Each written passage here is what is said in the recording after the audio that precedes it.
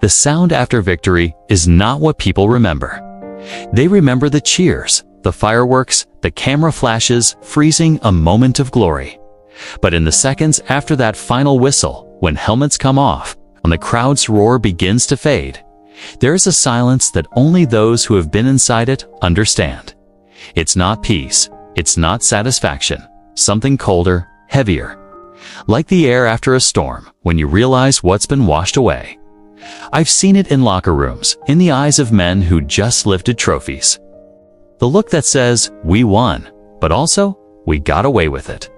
Because the truth of football, of the NFL, is that greatness has always lived beside deceit. Behind every dynasty, every miracle season, every name carved into Canton.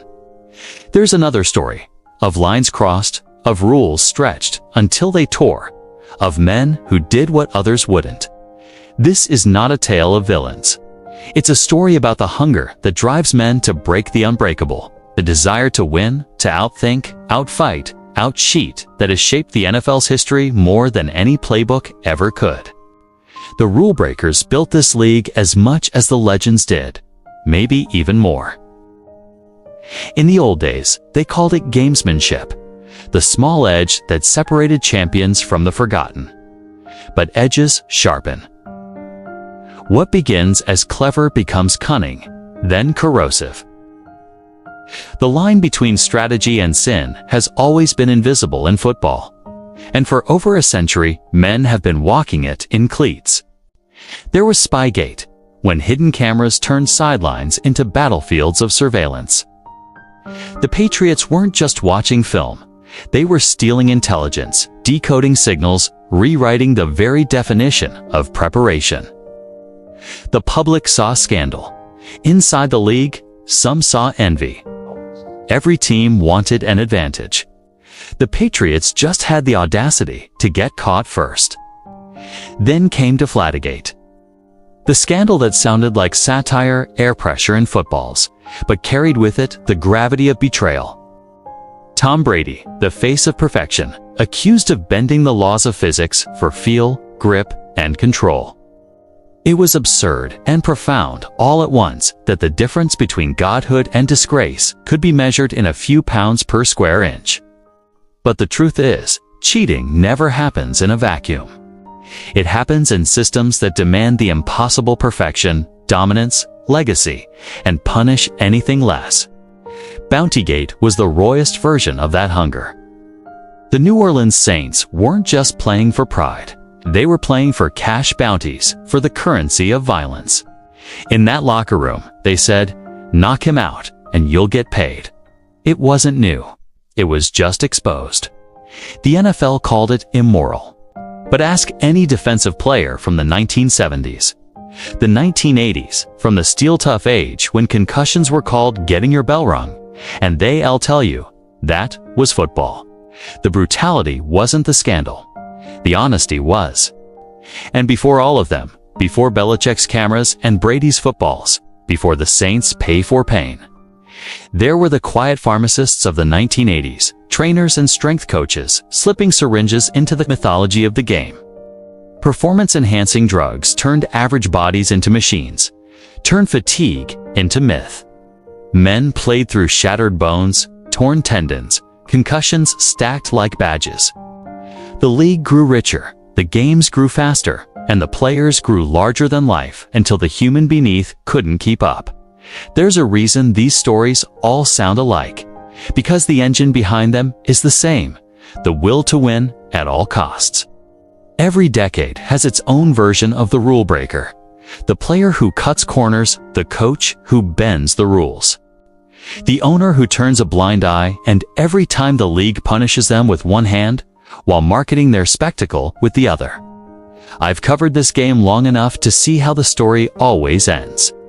The scandal breaks, the world gasps, the apologies are rehearsed, the punishments are issued, and the next Sunday, the seats are full again.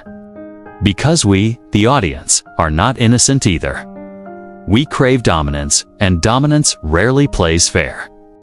When you strip away the uniforms, the endorsements, the legacy, what's left is a simple truth. The NFL is not just a sport.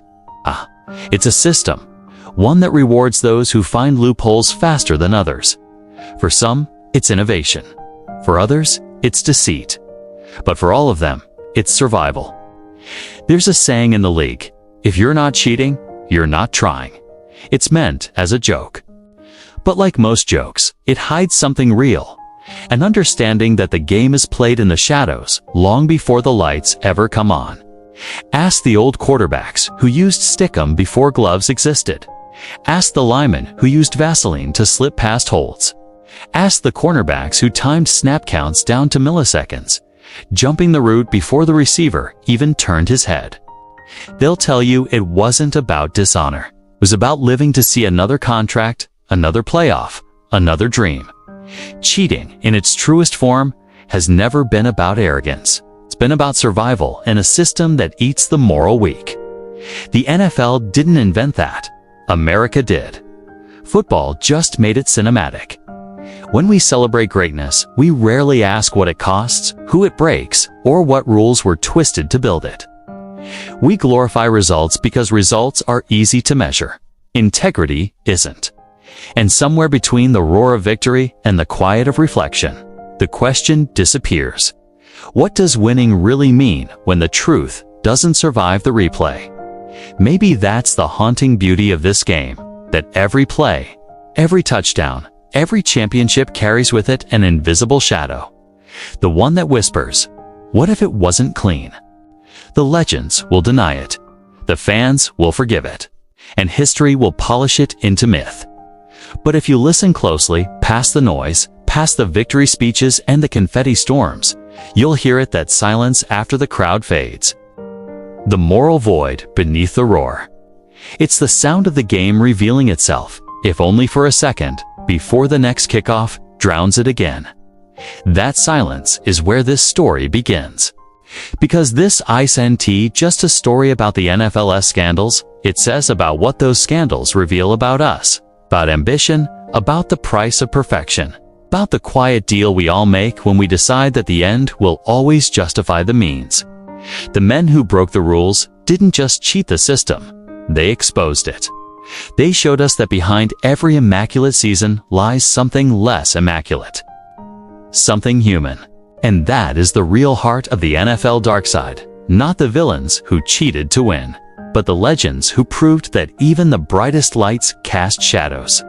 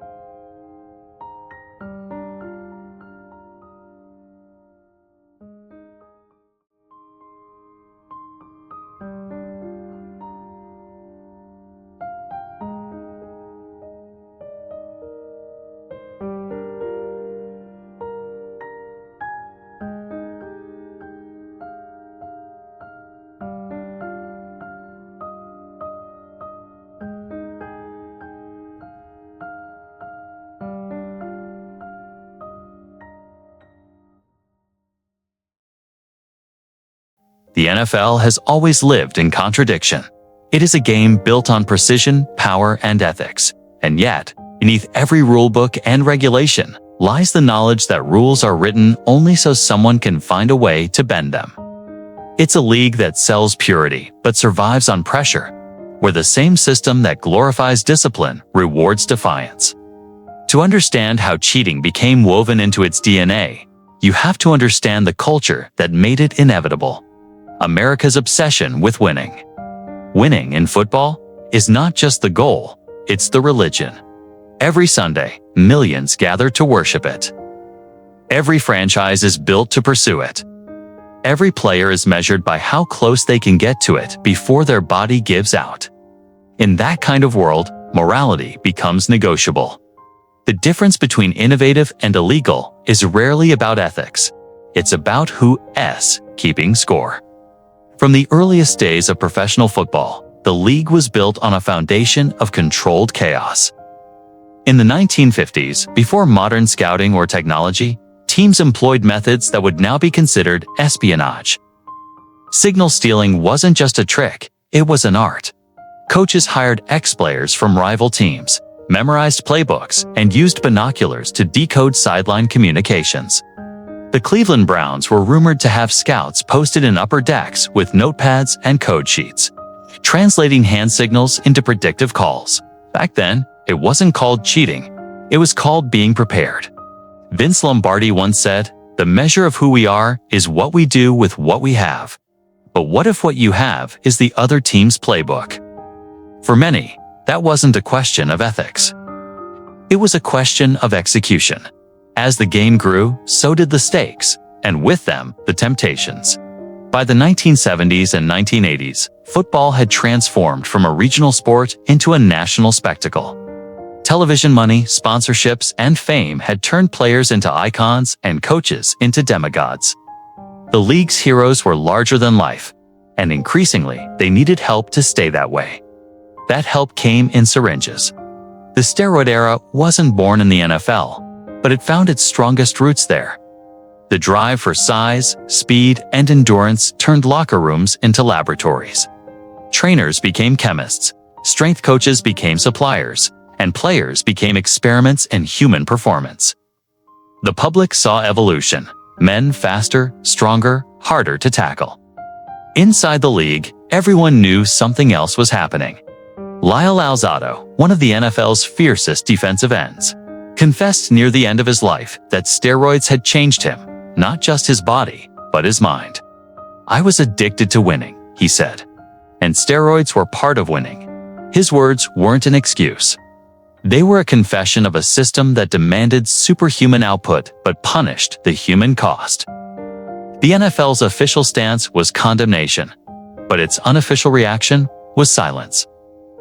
For decades, drug testing was selective, enforcement inconsistent, and penalties lenient. The league profited from the spectacle of power, from bigger hits, faster recoveries, and the illusion of invincibility. It was a paradox the NFL never truly resolved, selling heroism while rewarding excess. The same pattern repeated in every generation, just with new disguises. In the 2000s, performance enhancement took a subtler form. Instead of chemicals, it came as information, film analysis, data mining, analytics, and surveillance. Teams weren't just scouting opponents, they were decoding them. The most infamous example was the New England Patriots' Spygate scandal, where hidden cameras were used to record rival defensive signals. The fallout was immense: fines, public outrage, and the branding of Bill Belichick as both mastermind and manipulator. But behind closed doors, the league was less concerned with morality and more with containment. Other teams had done similar things for years, just not with the Patriots' precision. In private, rival coaches admitted they were angry less because Belichick broke the rules, and more because he did it better. That's the uncomfortable truth at the heart of the NFL's moral code. Innovation and cheating often look identical until someone gets caught. The same can be said for Deflategate, the saga that turned PSI readings into national debate. It wasn't about footballs, it was about perception. The greatest quarterback of his generation, Tom Brady, became a symbol of how fragile the line between greatness and disgrace really is. Science, media, and fandom collided in a storm that lasted years, not because of air pressure, but because it forced people to question the sanctity of their idols. Brady's suspension became a cultural referendum. Was he a cheater or simply a competitor obsessed with control? Was the NFL punishing deceit or protecting its own image? The deeper you look, the harder it becomes to find moral clarity. Because the NFL is not a single entity. It's a living contradiction made of 32 franchises, each driven by fear of failure and thirst for glory. Every coach knows his job depends on one bad season. Every player knows one injury can erase a career. Every owner knows one championship can immortalize a legacy. In that ecosystem, risk is not just tolerated, it's required. Consider the league's approach to punishment. When Bountygate surfaced in 2012, revealing that the New Orleans Saints had paid players bonuses for injuring opponents, the league came down hard. Head coach Sean Payton was suspended for an entire season. Greg Williams, the defensive coordinator, was banished indefinitely. The message was clear. The NFL would not tolerate brutality for profit. But the message was also hollow. Decades earlier, defensive coordinators had built entire reputations on the same philosophy. Hit the quarterback early, hit him hard, hit him often, was not just a slogan, it was a commandment. The difference wasn't morality, it was optics. When the violence became traceable to money, it became indefensible. Until then, it was glorified as toughness. The NFL's enforcement of its own ethics has always been selective. Swift when public outrage demanded it. Slow when silence was profitable. When the steroid crisis hit, testing lagged. When gambling scandals arose, investigations were contained. When concussion data was falsified, the truth was buried under non-disclosure agreements and settlements. The league has never been built on transparency. It's been built on control. That's what makes its relationship with cheating so fascinating and so hypocritical. The NFL thrives on narratives of redemption. Every scandal becomes a storyline. Every villain becomes a chance for rebranding. It's a league that punishes just enough to maintain its image, but never so much that it risks its spectacle. And yet, through all the deceit and deflection, one question keeps returning. Were the players and coaches who bent the rules truly villains? Or were they visionaries caught in a system that rewards rule-breaking more than it rewards restraint? It's not an easy answer. For every scandal that shocks the public, there's a silent truth that behind the headlines, most players admire the cunning, even envy it. Because deep down, every man in the league understands that the line between genius and cheating is often defined only by who gets caught. When Bill Walsh introduced his West Coast offense in the 1980s, many purists called it unfair. Short passes that mimicked runs, spacing that neutralized defenses. It was manipulation by design. But when it won championships, it became innovation. The same blueprint applies to every era. What looks like cheating when it fails becomes brilliance when it succeeds. Even the fans, knowingly or not, are part of this contradiction. They demand dominance, demand miracles, demand perfection. And when those demands are met, they rarely ask how. They celebrate the touchdown, not the tactics behind it. The NFL has built its empire on that collective, willful blindness. So when scandals break, when hidden tapes are found, when players are caught, when records are stripped, what we're really witnessing is not the fall of morality, but the exposure of a truth we've always known. Cheating is not the disease. It's the symptom of a system that worships victory. The league's most enduring myth is that integrity and success can coexist perfectly, but history shows otherwise. The men who shaped this game, from Lombardi to Belichick, from Unitas to Brady, all lived at the edge of what was allowed. Some crossed it, some hid it better. But all of them, in their own way, were architects of a sport that thrives on contradiction. Football, in its purest form, is a contest of honesty. 11 men versus 11, skill against skill. But the NFL, the billion-dollar machine it became, is something else entirely. It's a reflection of human nature, ambitious, ruthless, and endlessly inventive in its pursuit of more. Maybe that's why we love it, is in those moments, in those impossible catches, those improbable drives, we see not just athletic perfection, but the complexity of ourselves. the desire to rise, to dominate, to rewrite the limits of what's possible, even if it means stepping over the line. The truth is, the NFL has never been about purity. It's been about power and the people who dare to wield it.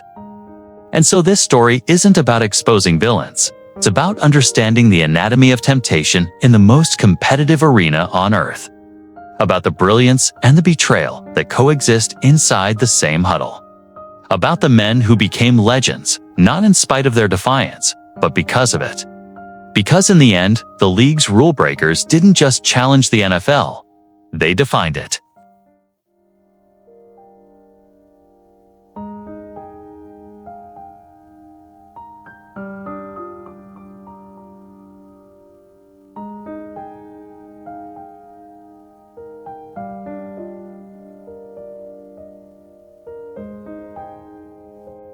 The origins of football were never clean.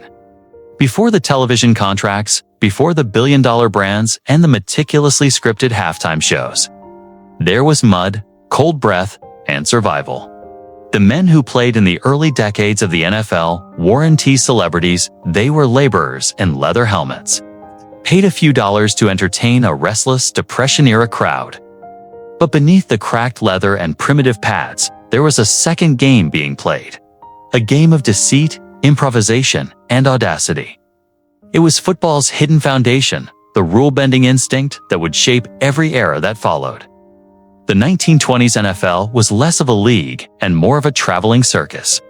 Teams showed up without consistent rosters. Refs were often locals, sometimes friends of the home team. Rules were guidelines at best, regional customs at worst. Coaches like George Halas or Curly Lambeau built dynasties not through perfect adherence to rules, but through manipulation of them. A player could wear illegal cleats for grip, use sticky substances on the ball, or hold on every play need, no one blinked. Because in those days, cheating wasn't shameful. It was survival. Players often took pride in outsmarting officials. Linemen would coat their uniforms with grease or petroleum jelly to make themselves harder to grab.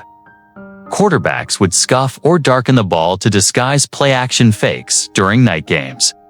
Trainers created crude versions of performance enhancement through caffeine mixtures, smelling salts, and ammonia capsules. Every edge, legal or otherwise, was part of the craft. One of the earliest and most notorious examples came in 1925. When the Pottsville Maroons lost their NFL title not because of poor play, but because of a rule technicality.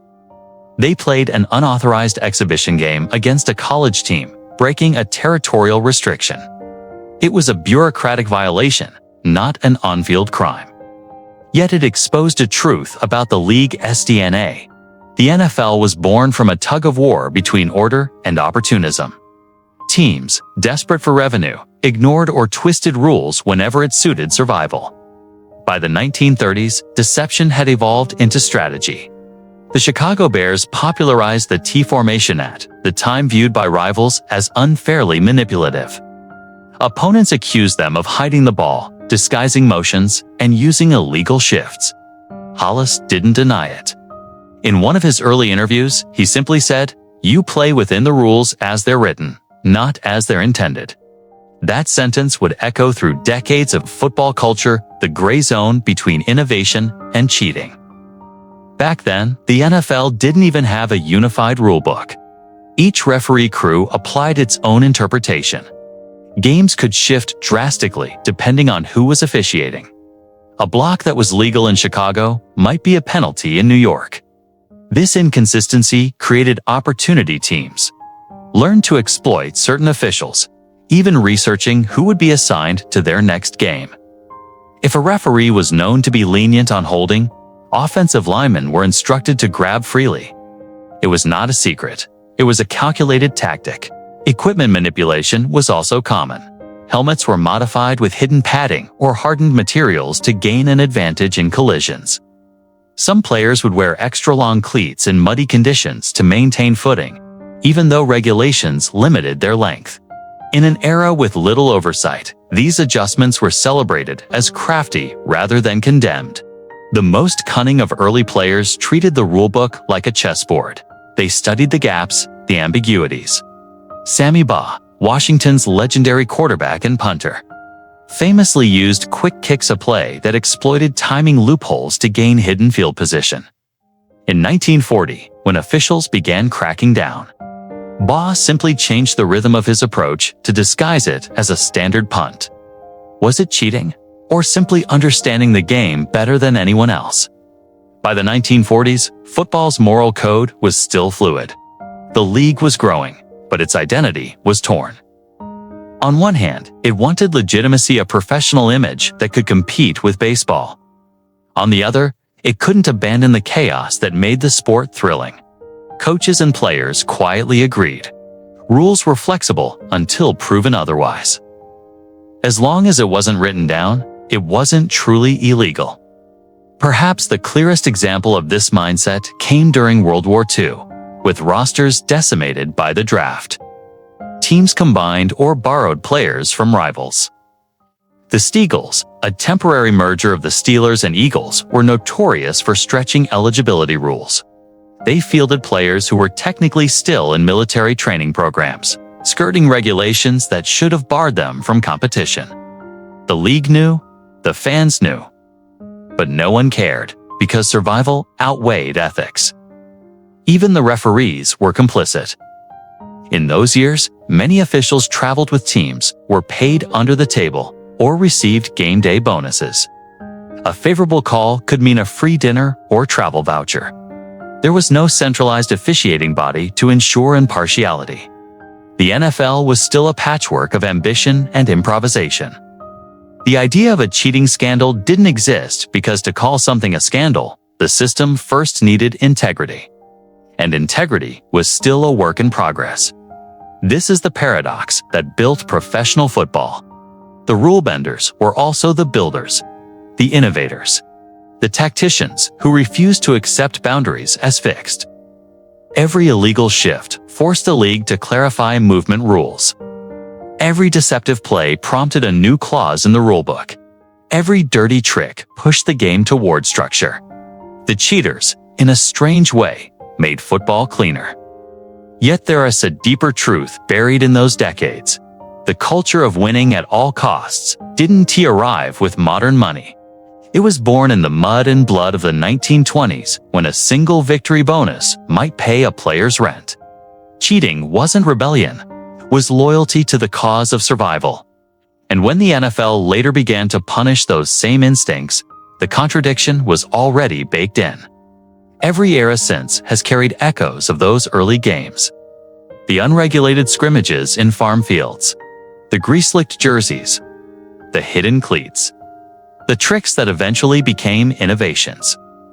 Football's evolution was not a march toward purity, it was a balancing act between chaos and control, between instinct and order, between doing what's right and doing what wins.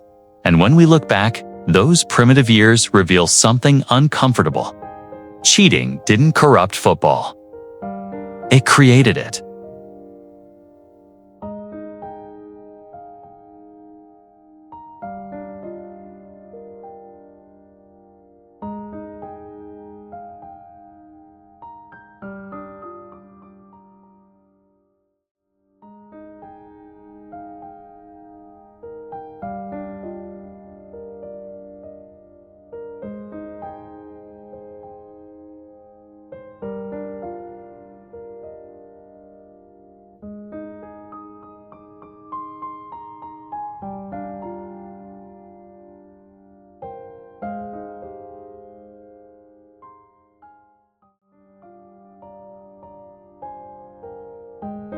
In every era of football, there have been two games being played.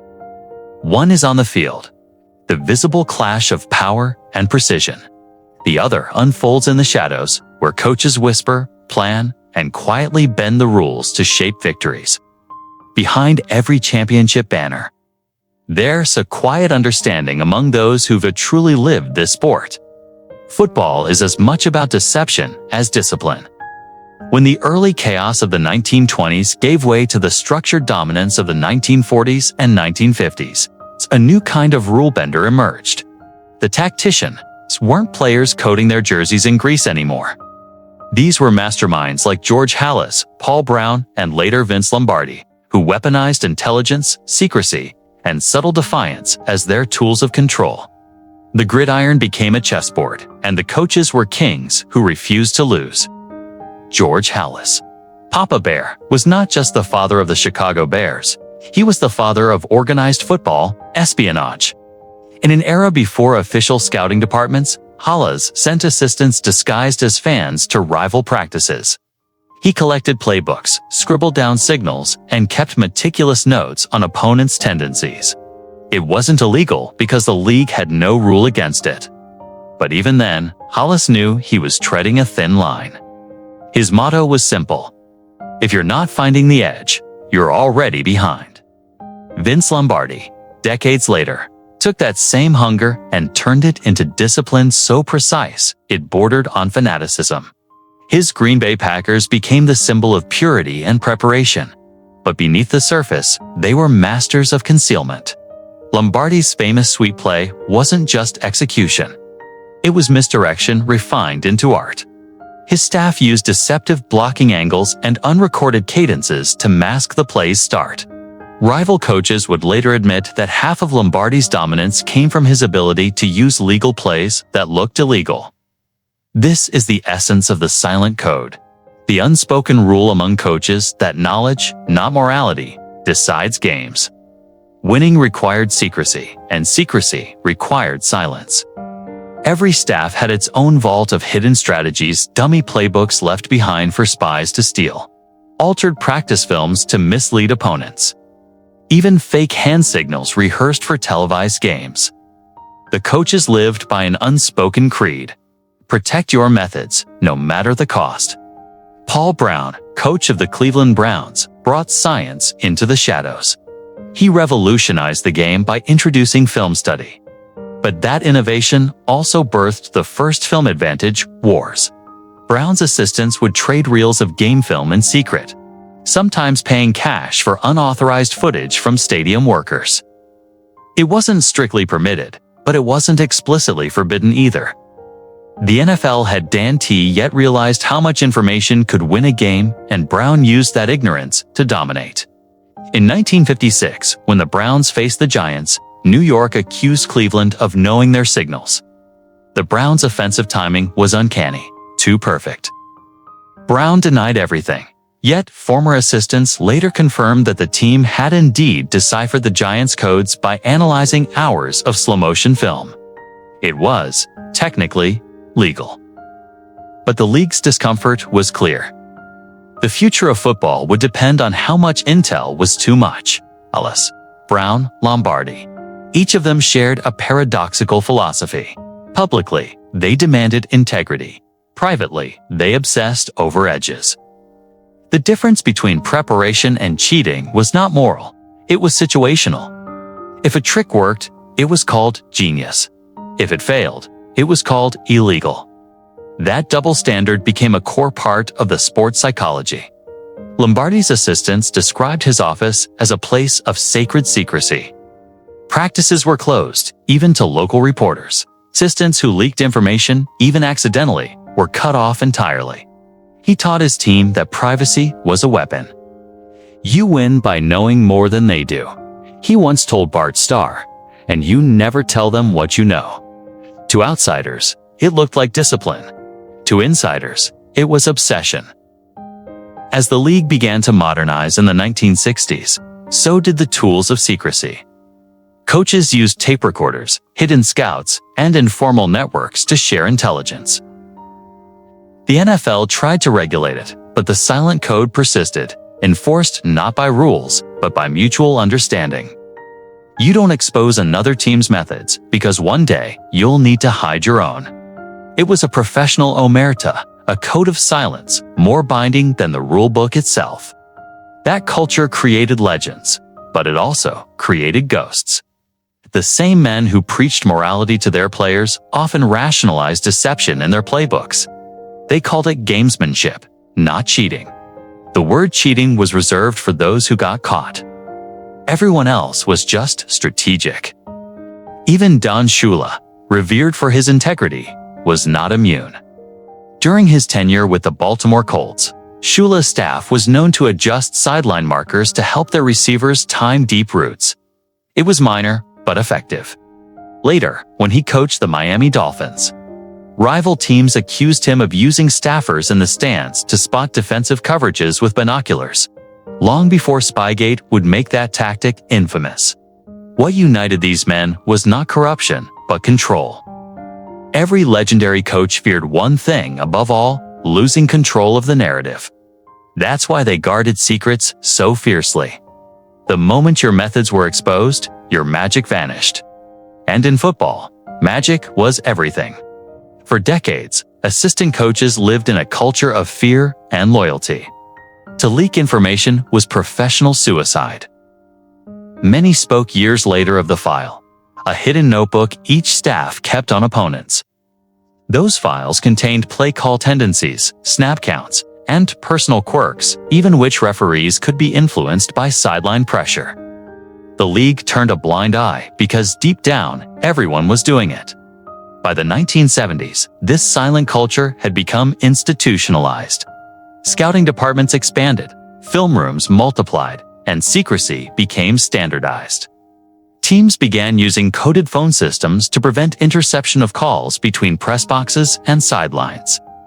There were no rules yet against this, but the intent was clear.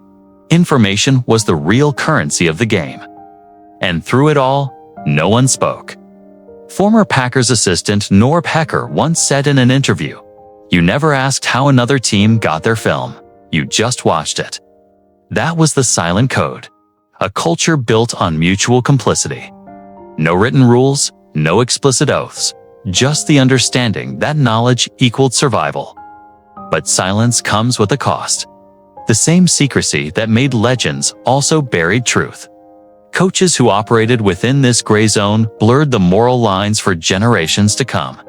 Players learned that if the boss bends the rules, so can they. The next generation of scandals from Bountygate to Deflategate would be born from these foundations. The truth is, the NFL's obsession with secrecy wasn't born in the digital age. It began in dim locker rooms, in whispered instructions, in the quiet deals between rival coaches who shared a wink across the field. The greats didn't just teach discipline, they taught discretion.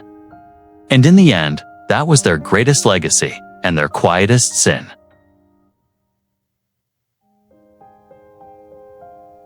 Every war has its spies. Every empire, its secret code. And in football, a game defined by inches, timing, and deception, information has always been the deadliest weapon.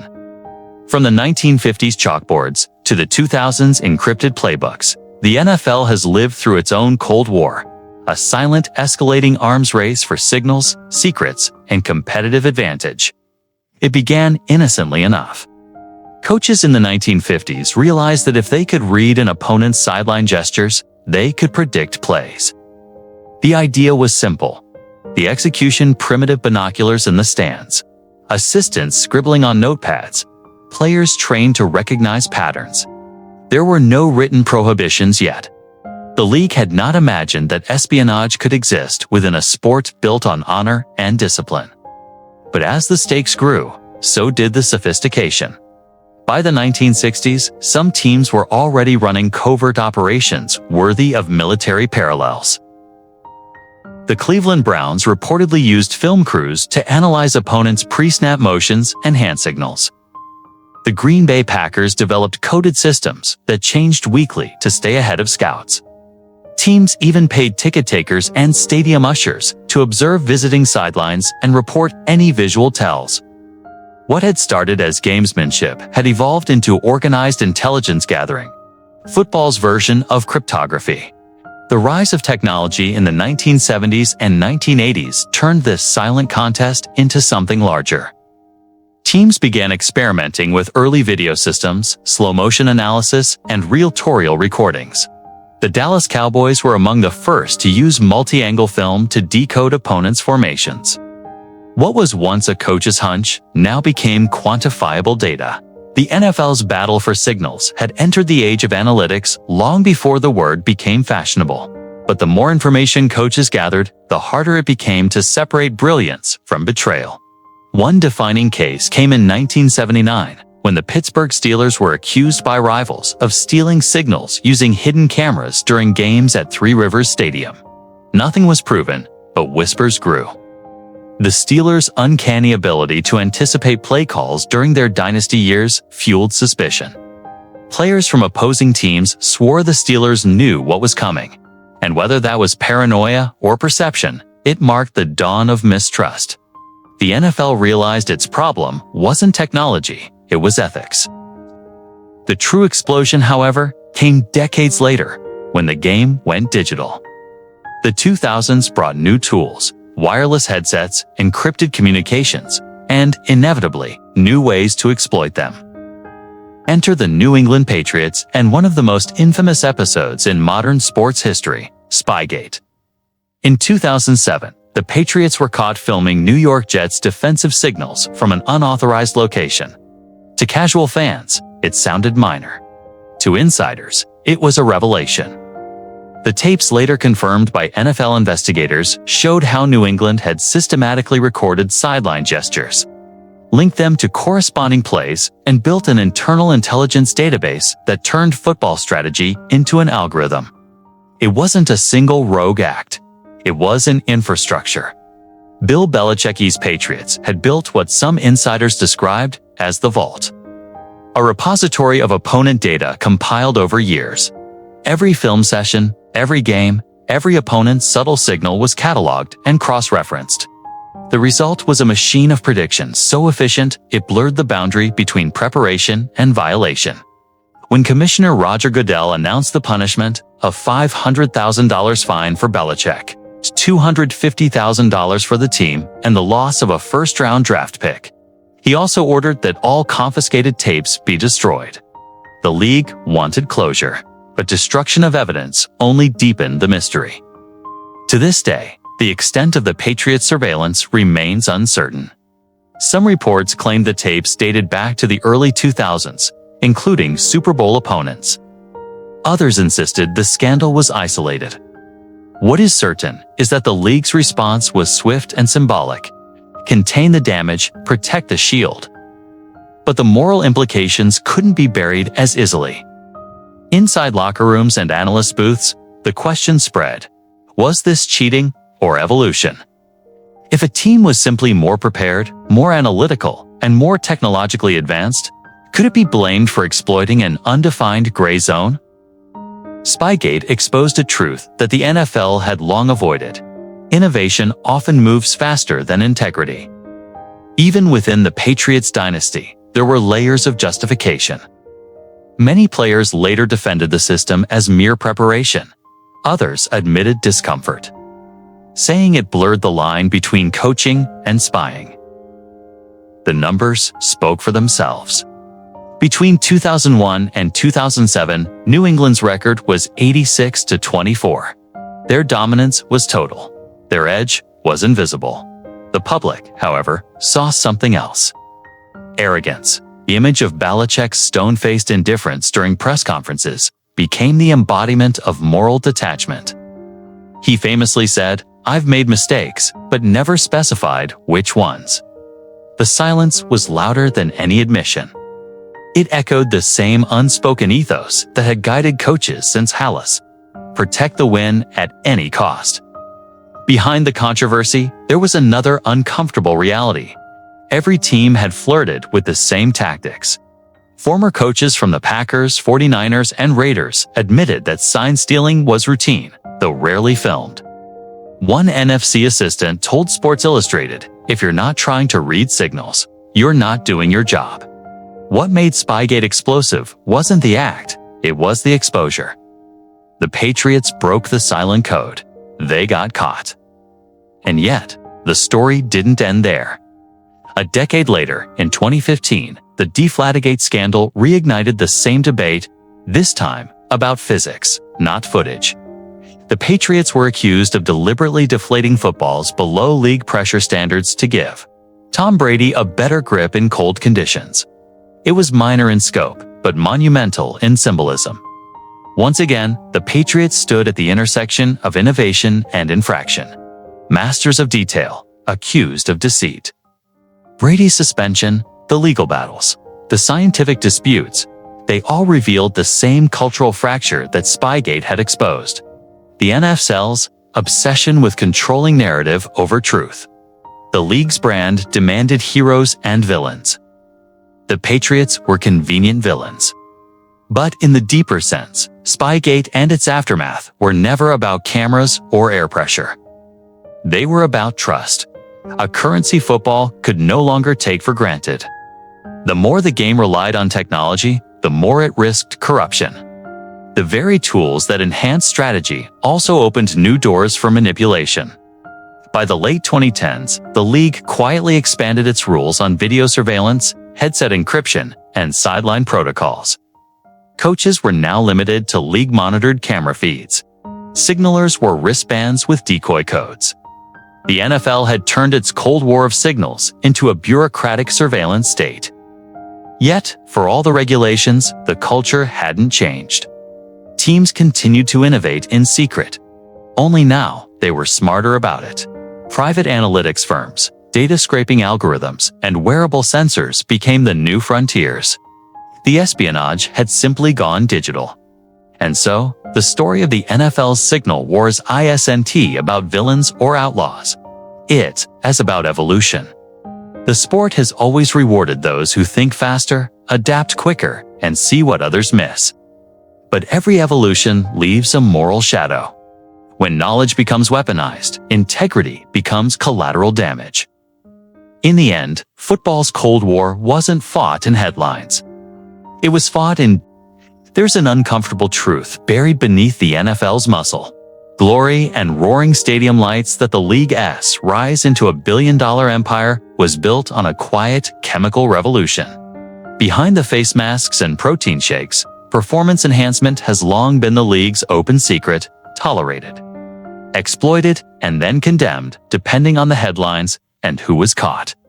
It began innocently, or so the story goes. In the 1960s, players called them greenies, little pills that boosted focus, energy, and aggression. They were amphetamines, passed around locker rooms like candy, stored in trainers' kits, and even handed out by team doctors. Nobody called them drugs back then. They were just go pills, a way to survive Sundays. George Halas had seen his men stumble off fields, barely able to walk. Vince Lombardi's Packers played through pain, exhaustion, and brutal Midwestern winters. When someone offered a tablet that could sharpen focus and delay fatigue, few said no. In a league that already demanded everything, what was one more edge? The NFL didn't just ignore it, it benefited from it. The games got faster. The hits got harder. Players became superheroes in cleats, and America couldn't look away. By the 1970s, steroids entered the conversation quietly, then explosively. Linemen began to look less like farmers and more like bodybuilders. A 250-pound guard in 1965 became a 300-pound force by 1985. Doctors at team facilities suddenly spoke of supplements, therapy, or recovery regimens. But the results spoke louder than the labels. A few courageous trainers tried to sound the alarm. Some saw enlarged hearts, torn ligaments, and players aging a decade in one season. But the league didn't want to hear it. The game was getting bigger, stronger, and more profitable. The television networks called it evolution. The truth was mutation. In 1973, an assistant coach for a major team confided to a journalist that nearly half the roster was on something. The story never made it to print. Not because it wasn't true, but because editors didn't want to ruin the fantasy. Football was supposed to be America's last pure sport. And purity doesn't sell scandal until it's forced to. By the time the 1980s arrived, steroid use was an unspoken agreement between players and management. Team doctors wrote prescriptions with a wink. The league quietly discouraged testing, fearing what it might find. The biggest stars, men idolized by millions, lived double lives. Icons on Sunday, addicts on Monday, their bodies dependent on a chemical arms race. In 1983, former Raiders player Lyle Alzado went public with what everyone already suspected, that steroids were everywhere. "We all did it," he admitted years later, his voice frail from the cancer that would take him. His confession cracked the illusion, but the NFL wasn't ready to face the mirror. They called him a tragic outlier instead of the symbol he was. Through the 1990s, the league introduced random testing and public zero-tolerance policies, but insiders knew how hollow it was. Players had learned to cycle off before tests, to microdose, to exploit timing windows. Some teams even provided guidance on how to stay clean, not by abstaining, but by hiding it better. The culture didn't just allow cheating, it demanded it. A rookie on the edge of being cut had two choices: lift like a normal man or perform like a myth. Oh. And myths make rosters. When human growth hormone HGH hit locker rooms in the late 1990s, it promised everything without the baggage. "It's just recovery," players said. But HGH blurred the line further, not between clean and dirty, but between human and engineered. The NFL's public stance was moral outrage, but privately, the league's marketing department celebrated the spectacle. Explosive plays, impossible strength, bone-crushing collisions, it all made for better television. The league didn't need to distribute the drugs, it just needed to keep its eyes closed. The problem wasn't only chemical, it was cultural. Players came up in systems that glorified endurance no matter the cost. If painkillers were handed out like candy, if cortisone shots numbed broken joints, why not one more injection to stay in the game? The moral distinction between medication and enhancement dissolved under the bright lights of Sunday Night Football. Then came the early 2000s, the era of laboratory perfection. Nutritionists became biochemists, recovery centers became clinics, and every off-season was a scientific experiment. Some players flew to Europe for treatments the NFL hadn't yet banned. Others sought out trainers who whispered about regenerative protocols. Even now, whispers circulate that the edge never vanished, it just evolved. The testing grew smarter, but so did the masking. Artificial testosterone became microdosed, peptide hormones, blood spinning, oxygen-boosting therapies. Each new technique promised to outpace regulation. The truth is simple. The NFL was never built for purity. It was built for dominance. And dominance, in any age, comes at a cost. The league fined players, suspended stars, and issued carefully worded press releases. But the culture it created, one that equates toughness with silence, ensured the cycle would never truly end. Behind every record-breaking run, behind every superhuman comeback from injury, there lingers a question. Was it discipline or design? The NFL doesn't like that question. It prefers the myth that the game is about willpower, not chemistry. That legends are born, not built. But history suggests otherwise. From the greenies of the 1960s to the molecular tweaks of today, the line between recovery and enhancement has blurred into oblivion. And if the league once quietly tolerated it, can it ever truly condemn it? In the end, the NFL's chemical evolution mirrors its moral one: pragmatic, performative, and always profitable. The same league that bans certain substances still glorifies the outcomes they created. Every touchdown, every broken record, every highlight reel is a monument to an era that never really ended. Only rebranded. Because in the NFL, the body has always been both weapon and product. And sometimes, to keep the machine running, you need more than talent. You need fuel, even if it burns you alive from the inside.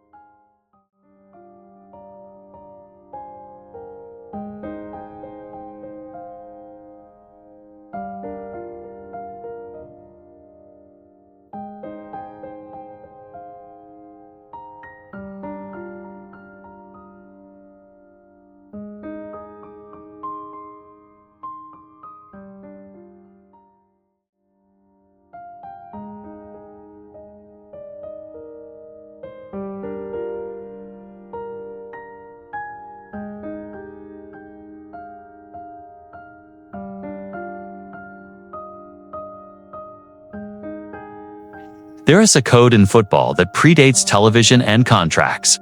The idea that you take care of your own and you take care of business. In the trenches, that code becomes gospel. But in 2012, the NFL discovered what happens when that unspoken creed crosses into criminal territory. They called it Bountygate. And it exposed the ugliest truth about the modern game. That violence wasn't just expected, it was incentivized. It began with whispers, anonymous tips that the New Orleans Saints defense had been running a secret reward system. At first, it sounded like locker room folklore. Players tossing cash into a pool, promising payouts for big plays, turnovers, and game-changing hits. Nothing new. Football, after all, was built on aggression. But as the investigation deepened, the details turned darker. These weren't bonuses for interceptions or sacks. They were bounties. Money for injuries. Cash for chaos. The man at the center of it was Gregg Williams, the Saints' defensive coordinator, a coach known for his fiery speeches and old-school mentality. To his players, Williams was a motivator, the kind of leader who made you feel invincible. To the rest of the league, he became the symbol of everything wrong with football's culture of sanctioned brutality. Recordings later surfaced, Williams telling his defense to target the head of specific players, to take out key opponents, to hit with intent. Kill the head, and the body will die, he said before a playoff game. It was part metaphor, part manifesto, and it shook the league to its core. But before Bountygate broke into headlines, these locker room pools were an open secret across the NFL. They'd existed in various forms for decades. Coaches looked the other way because they kept defenses hungry. Players saw it as team building, a gritty way to celebrate domination. A few $100 for a big hit. It wasn't malice, it was motivation. Until the stakes changed. The Saints' bounty system operated like an underground economy. According to the NFL's investigation, players contributed cash to the pot. Coaches sometimes matched it. The payouts were structured $1,000 for a cart-off, meaning an opponent helped off the field. $1,500 for a knockout. Bigger games meant bigger numbers. It wasn't officially in the playbook, but everyone knew the rules. And for a few seasons, it worked. The Saints' defense played with ferocity. Their 2009 season, the year they won the Super Bowl, was built on energy, turnovers, and intimidation. Fans called it passion. Opponents called it something else. When the scandal finally broke, the NFL reacted with fury, or at least the appearance of it. Commissioner Roger Goodell handed out some of the harshest penalties in league history. Gregg Williams was suspended indefinitely. Head coach Sean Payton was banned for a year, the first time a head coach had ever been suspended. The team was fined $500,000, and the general manager, Mickey Loomis, was banned for 8 games. But beneath the punishments, a deeper unease lingered. Why was everyone so surprised? Because the truth is, football had always been built on controlled violence. Coaches taught players to finish the tackle, make them feel it. Let them know you're there. The line between intimidation and injury had always been blurry. Bountygate didn't invent the culture. It simply revealed it in a way the public couldn't ignore. Gregg Williams became the villain of the story, but he was also its mirror. He represented every coach who'd ever glorified pain as strategy. Every pregame speech that ended with, "Leave it all on the field." The Saints weren't an anomaly. They were a symptom. Inside the locker room, many players defended the practice. Jonathan Vilma, one of the accused leaders, called it a motivational tool. He argued that no one was paid to intentionally injure, that the language was exaggerated. The intent misunderstood. But to outsiders, it didn't matter. The optics were brutal. Millionaires celebrating maimed opponents, cash changing hands over wrecked knees and concussions. For decades, fans had applauded the hits. The NFL had built entire marketing campaigns around them, jacked up. Highlight reels, bone-crunching compilations, and slow-motion collisions set to rock music. the league sold violence like a product. But when Bountygate pulled the curtain back on what that violence really cost, the moral hypocrisy became impossible to ignore. Even the NFL's own structure encouraged aggression. Defensive players lived on the edge of legality. One step too slow, and you missed the play. One step too fast, and you broke a rule. The game rewarded those who flirted with that edge. In that sense, the bounty system wasn't an aberration. It was just the free market version of what the league already valued. The real fallout wasn't just the suspensions or the fines. It was the philosophical question the scandal forced onto America's most beloved sport. Is there a line between playing hard and playing dirty? And if so, who decides where it is? When Williams' infamous locker room speech leaked, it sounded like a war sermon. He spoke about striking fear, about sending a message. "We're going to knock the expletive out of Frank Gore," he barked. "Every single one of you, before you get off the pile, affect the head." To some players, that was just football talk, the same rhetoric they'd heard since Pop Warner. To others, it was chilling evidence of a system that had lost its moral compass. What made Bountygate so powerful wasn't just the money. It was the mindset that the human body was a means to an end. That victory justified everything. That the culture of domination so ingrained in the NFL's DNA could no longer distinguish between strategy and savagery. After the scandal, the league promised reform. New rules, new ethics workshops, stricter oversight. But many veterans knew the truth. You can legislate morality into a culture that's been built on violence since its inception. You can change the language, but not the instinct. Football is a collision of intent and consequence. For every player who regrets a hit, there's another who still believes it's part of the game. And the bounty system, for all its controversy, was only a reflection of that truth. A codified version of what players had always known: that pain has value. To this day, the mention of Bountygate divides fans and historians alike. Some see it as the moment football faced its own darkness. Others dismiss it as overblown, a media circus around what was, in their eyes, just football. But the moral cost remains. Every time a player is carried off the field, every time a crowd cheers for a devastating hit, the echoes of that scandal linger. Because what the Saints did wasn't just pay for violence. They revealed that the line between passion and predation was thinner than anyone wanted to admit. In the end, Bountygate wasn't about cash envelopes or secret pools.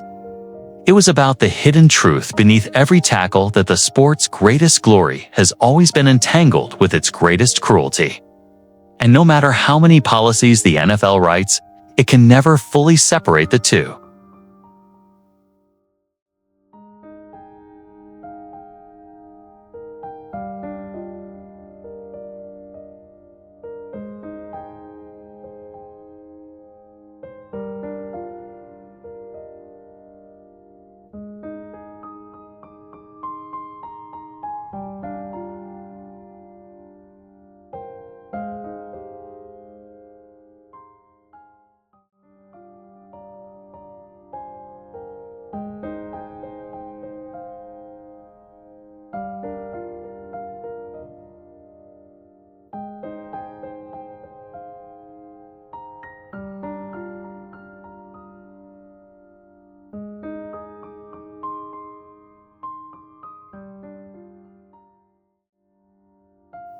Every era of the NFL seems to find its scandal a mirror reflecting the league's uneasy marriage between dominance and deceit. But Deflategate was different. It wasn't about violence or steroids or hidden cameras. It was about air, about ounces of pressure, fractions of physics, and a quarterback's obsession with perfection. Yet beneath its trivial surface, it revealed something profound, that, in the NFL, even the smallest advantage can threaten the sanctity of greatness. January 18, 2015, the AFC Championship game. The New England Patriots versus the Indianapolis Colts. A cold, misty evening in Foxborough, Massachusetts. Tom Brady, the face of precision and control, was on his way to another Super Bowl. But somewhere between the coin toss and the final whistle, an accusation began to form.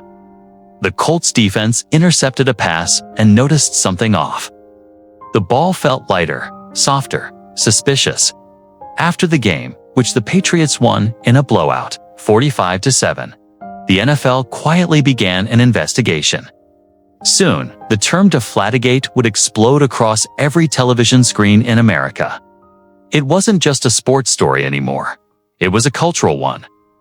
The allegation was simple: that Brady had ordered team personnel to underinflate footballs below the league's minimum limit, making them easier to grip, throw, and catch in cold weather.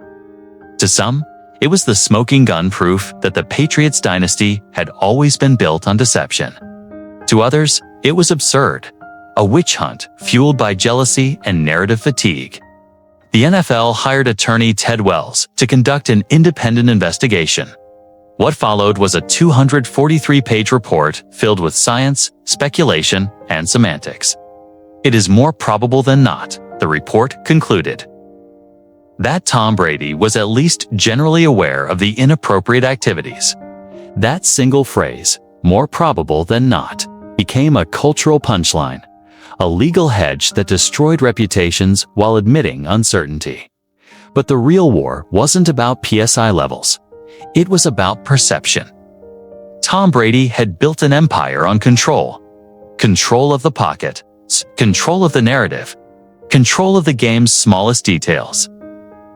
To his teammates, his attention to the texture and feel of the football was legendary. To his critics, it was the evidence of a man obsessed with edges, willing to blur lines for comfort. The league's claim that he intentionally tampered with footballs threatened not only his career, but his identity. Physics became a weapon. Analysts debated air pressure like it was theology. ESPN hosted panels of scientists to calculate whether temperature could naturally deflate a football. The ideal gas law became front-page news. The conversation spiraled from technical to absurd. Was this about science or symbolism? Because in truth, the scandal was never about the footballs. It was about Tom Brady himself. Brady represented something the NFL both needed and feared: sustained greatness. For over a decade, he'd been the league's golden child, its most marketable face, its most disciplined soldier. But when success becomes too absolute, it breeds suspicion. Dominance becomes arrogance. Precision becomes manipulation. Deflategate became a referendum on perfection itself. When the league handed Brady a 4-game suspension, the reaction was divided. Some saw justice, the mighty finally held accountable. Others saw hypocrisy, a billion-dollar organization punishing one of its icons for what amounted to a physics debate. The Patriots were fined $1 million, and 2 staffers, Jim McNally and John Yastrzemski, were suspended. Their names became synonymous with the deflator and the ball boy, minor characters in a moral melodrama that gripped the country. Brady fought back. He appealed the suspension in federal court, turning the scandal into a battle over power. The power of the commissioner, the union, and the system itself. His victory in 2015, when Judge Richard Berman vacated the suspension, was temporary. The league appealed, and in 2016, the Second Circuit reinstated the punishment. By then, the story had outgrown the sport. It was no longer about cheating. It was about image, pride, and control. To understand Deflategate is to understand America's obsession with scandal. It wasn't just sports fans who tuned in. It was the public at large, captivated by the idea that even the cleanest heroes might be flawed. In an era of moral relativism, the debate became ideological. Was Brady a genius who exploited ambiguity, or a cheater who betrayed the code? Was the NFL protecting its integrity, or simply protecting its power? Years later, even those closest to the game still disagree. Hall of Famer Troy Aikman said, "If they did it, it's cheating. It's plain and simple." But Bill Belichick, ever the pragmatist, deflected blame onto physics and protocol. "I'm not a scientist," he said in one press conference. "I'm just telling you what I know." But that's the paradox. Belichick is a scientist of the game, and Brady was his most meticulous experiment. Together, they engineered dominance.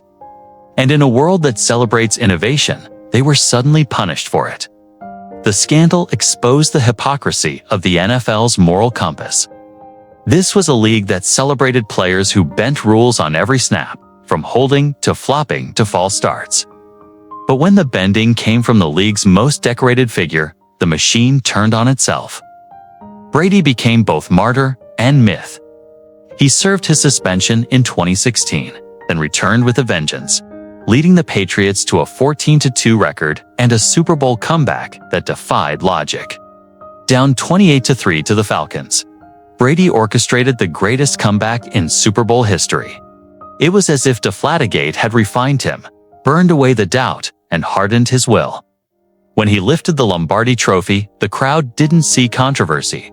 They saw redemption. But redemption is a tricky word in football. It implies forgiveness. Yet, in the eyes of many, the stain never faded. Every record, every ring, carried an asterisk whispered by skeptics. Looking back, Deflategate was less about air pressure than atmosphere. The cultural pressure that builds when success becomes unbearable. It revealed how deeply America craves its heroes to be human, and how quickly it turns on them when they're not. Tom Brady's legacy, in the end, didn't collapse under scandal. It expanded. He became something rarer than an icon, a symbol of the tension between excellence and ethics.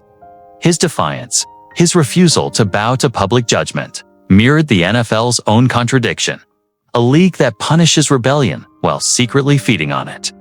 Because beneath all the noise, the investigations, the appeals, the headlines, there was one undeniable truth. Deflategate was never just about footballs. It was about trust. The fragile bond between player and public, between legend and legacy.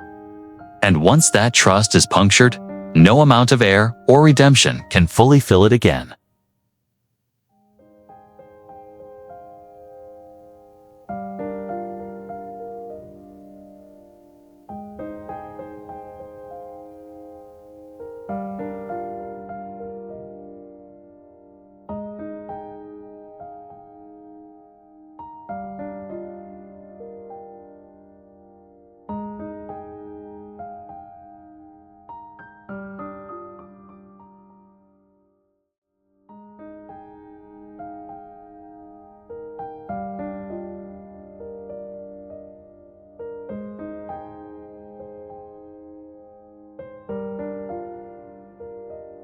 In the shadows of the NFL behind the roaring stadiums, the billion-dollar contracts and the flashing endorsements, lies a quieter system.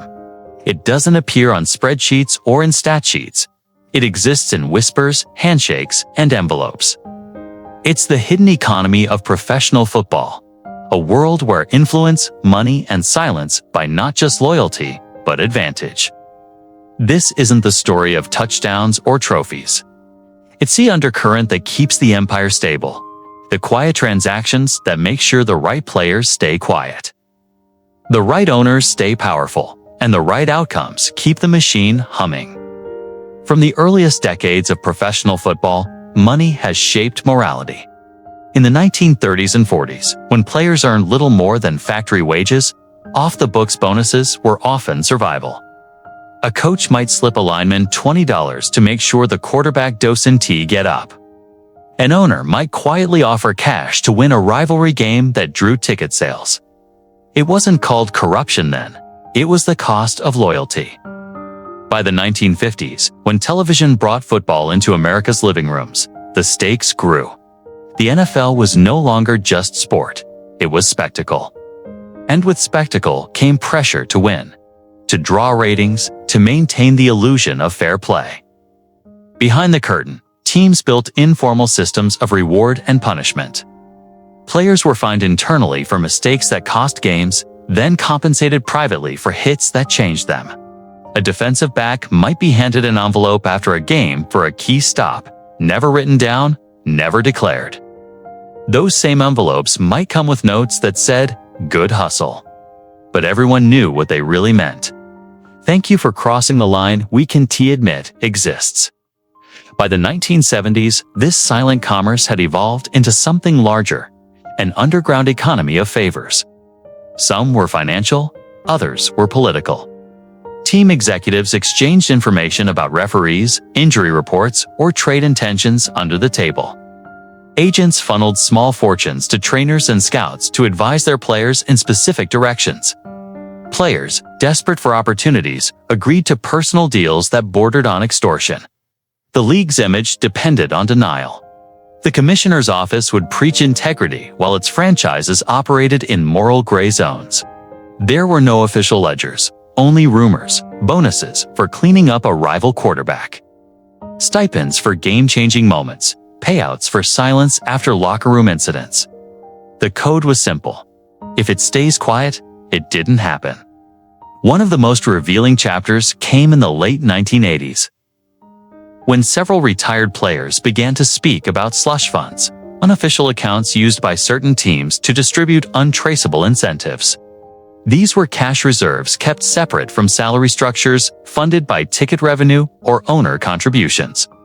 The money wasn't illegal in the eyes of the IRS, but it broke every ethical boundary of the sport. A former defensive lineman once told Sports Illustrated, "Everyone knew there was money on the table. You just didn't ask where it came from." The league's silence was strategic. Exposing one team risked exposing them all. So, investigations were rare, and when they did occur, they were handled internally. Teams were fined, scapegoats were found, and the ecosystem quietly reset. Even referees weren't entirely outside this shadow economy. While there's no hard evidence of widespread bribery, insider accounts have long hinted at subtle pressures, the kind that need money to move a man. Invitations to exclusive events, access to ownership circles, post-retirement consulting gigs, favors dressed as respect. Influence, in the NFL, doesn't always flow through cash. Sometimes it flows through proximity.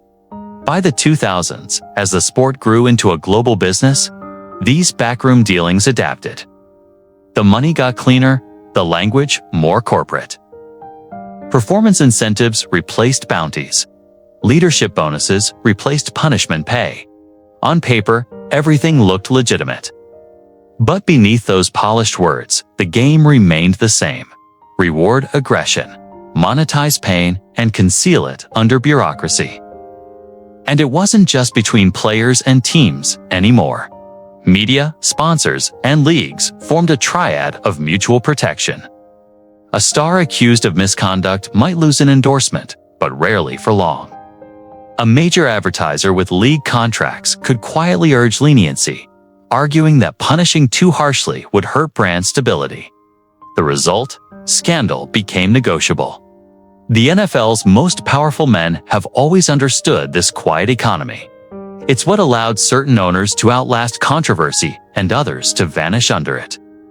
It's why some investigations ended with press releases while others ended in silence. Money buys not just forgiveness, it buys forgetting. But perhaps the most chilling part of this hidden economy isn't the cash or the deals.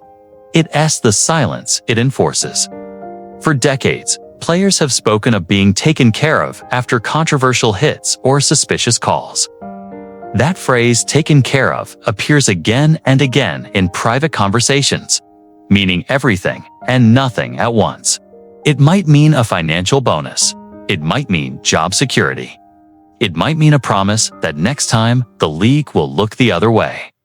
A former linebacker once admitted, "They say football's about team. But off the field, it's about who you owe and who owes you." This unspoken debt structure extends beyond players. Medical staff, equipment managers, even assistant coaches operate within it. Speak too loudly about what you've seen, and you not just breaking a rule, you breaking a system that sustains thousands of careers.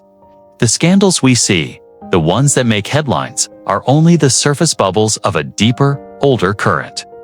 For every Bountygate, there are a dozen deals that never see daylight. For every Deflategate, there's a quieter manipulation.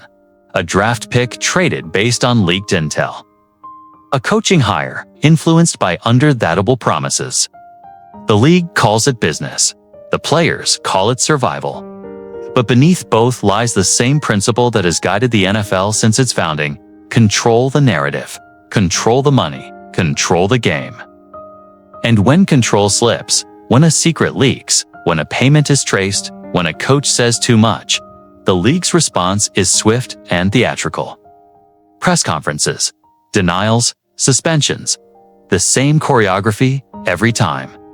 The same conclusion. The system is clean. The game is pure. The problem was isolated. But purity is the NFL's most profitable illusion. Behind the curtain, the flow of unrecorded money continues, hidden beneath the roar of fans and the polish of branding. For every dollar earned above the table, another moves silently beneath it. Uncounted, unclaimed, and untaxed. The moral economy of football isn't written in contracts or rulebooks. It's written in trust, secrecy, and mutual interest. It's what binds the league together when its official structures crack, because no matter how many scandals erupt, the machine keeps turning. Not because it's unbreakable, but because too many hands depend on it never being exposed. In the end, the hidden economy of cheating isn't a scandal. It's a mirror reflecting the unspoken truth that in the NFL, loyalty is transactional. Silence is currency, and winning is just the most valuable product of all.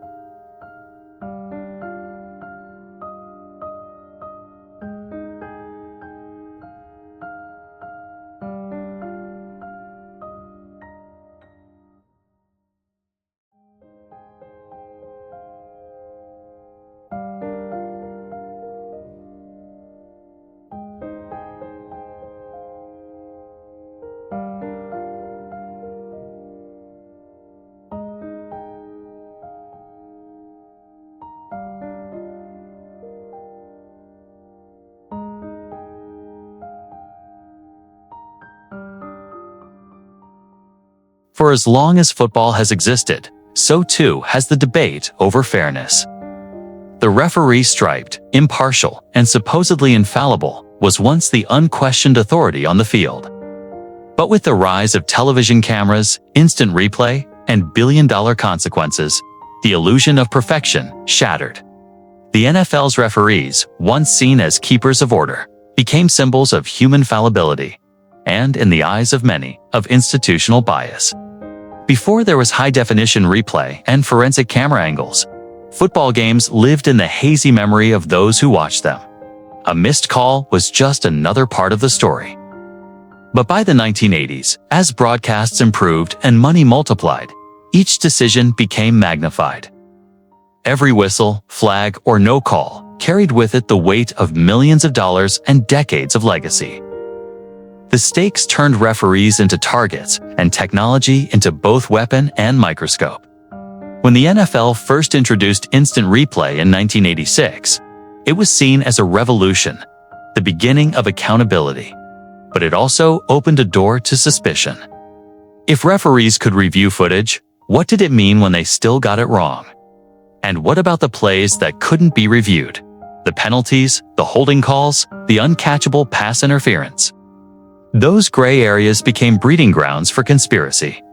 Fans began to whisper about market teams, franchises that the league supposedly favored for ratings. Others saw patterns in the chaos, flags that fell in favor of dynasties, calls that conveniently extended drives for marquee quarterbacks. The tuck rule game in 2002 was a moment of transformation, not just for the New England Patriots, but for the relationship between football and truth. It was a snowy January night in Foxborough, and the Raiders were seconds away from advancing to the AFC Championship. Then came the play. Tom Brady dropped back, was hit by Charles Woodson, and fumbled the ball. Raiders recovered. Game over until it wasn't. Referee Walt Coleman announced that under an obscure and rarely enforced rule, Brady's arm was moving forward, making it an incomplete pass. The Patriots kept the ball, tied the game, and went on to win. The tuck rule didn't just save the Patriots' season. It altered the trajectory of an entire dynasty. Within weeks, Tom Brady became a Super Bowl champion. Within years, he became the face of a league built on image, discipline, and calculated control. The Raiders, meanwhile, spiraled into irrelevance. For fans in Oakland, the message was clear. Justice in the NFL wasn't blind, it was televised, interpreted, and often rewritten. The league's leadership defended the ruling as correct under the written law. But the question was never just about the rulebook. It was about fairness, about spirit. It revealed the uncomfortable truth that football's authority figures, however well-intentioned, were interpreting chaos in real time. A single angle, a single judgment, could change everything.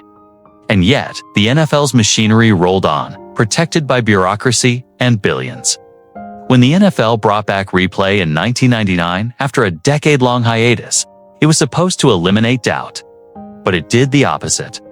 Fans could now see with unbearable clarity how often the truth depended on perspective. One camera showed the ball crossing the plane. Another showed a knee down. A pixel's width could separate triumph from heartbreak. And still, after all the scrutiny, the decision came down to one man in a booth. The early 2000s became an age of contradiction. The league promoted transparency while maintaining opaque internal processes. Officials were part-time employees juggling second jobs, yet were tasked with enforcing rules that could swing Super Bowl odds. The NFL claimed to protect integrity, but refused to release referee evaluations or disciplinary actions. That secrecy fueled the perception that the system wasn't merely imperfect. It was rigged to protect the league's image. The 2018 NFC Championship game between the New Orleans Saints and Los Angeles Rams reignited that fire. With the game tied and under 2 minutes left, Rams cornerback Nickel Roby-Coleman leveled Saints receiver Tamili Lewis well before the ball arrived. Clear pass interference. No flag, the Saints kicked a field goal. The Rams tied it. And in overtime, Los Angeles advanced to the Super Bowl. The outrage was immediate and volcanic. Fans demanded reform.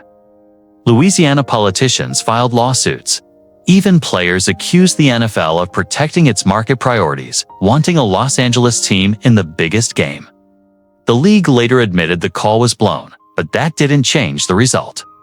The following year, the NFL experimented with allowing pass interference reviews, a rule that quickly collapsed under its own contradictions. Coaches challenged clear fouls, but officials refused to overturn most calls, claiming insufficient evidence. Once again, replay became an illusion of justice, a ritual designed to soothe outrage without dismantling the hierarchy beneath it. The tension between human judgment and technological accuracy has never been resolved. On one side are purists who believe football is a human game, played, coached, and officiated by imperfect people. On the other are those who argue that too much is at stake to let human error decide outcomes. Somewhere between them lies the truth. Football thrives on imperfection.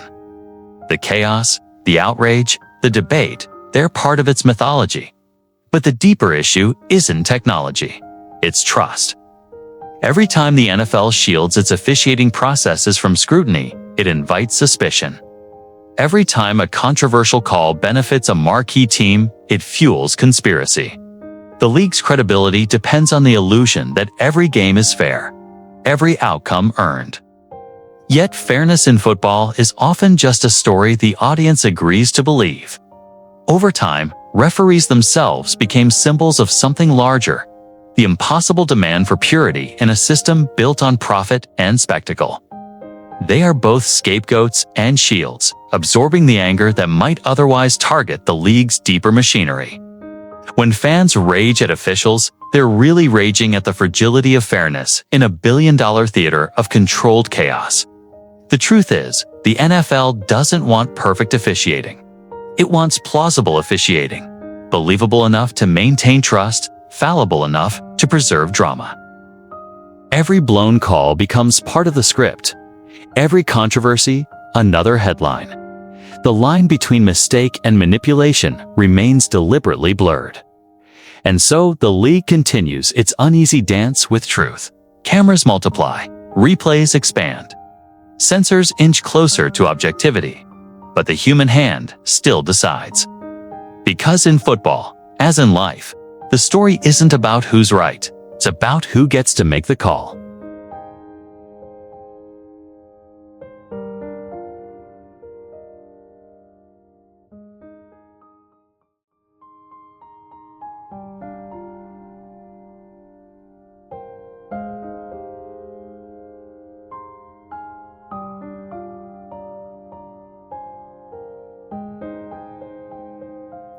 Football, at its rawest, is a collision of bodies.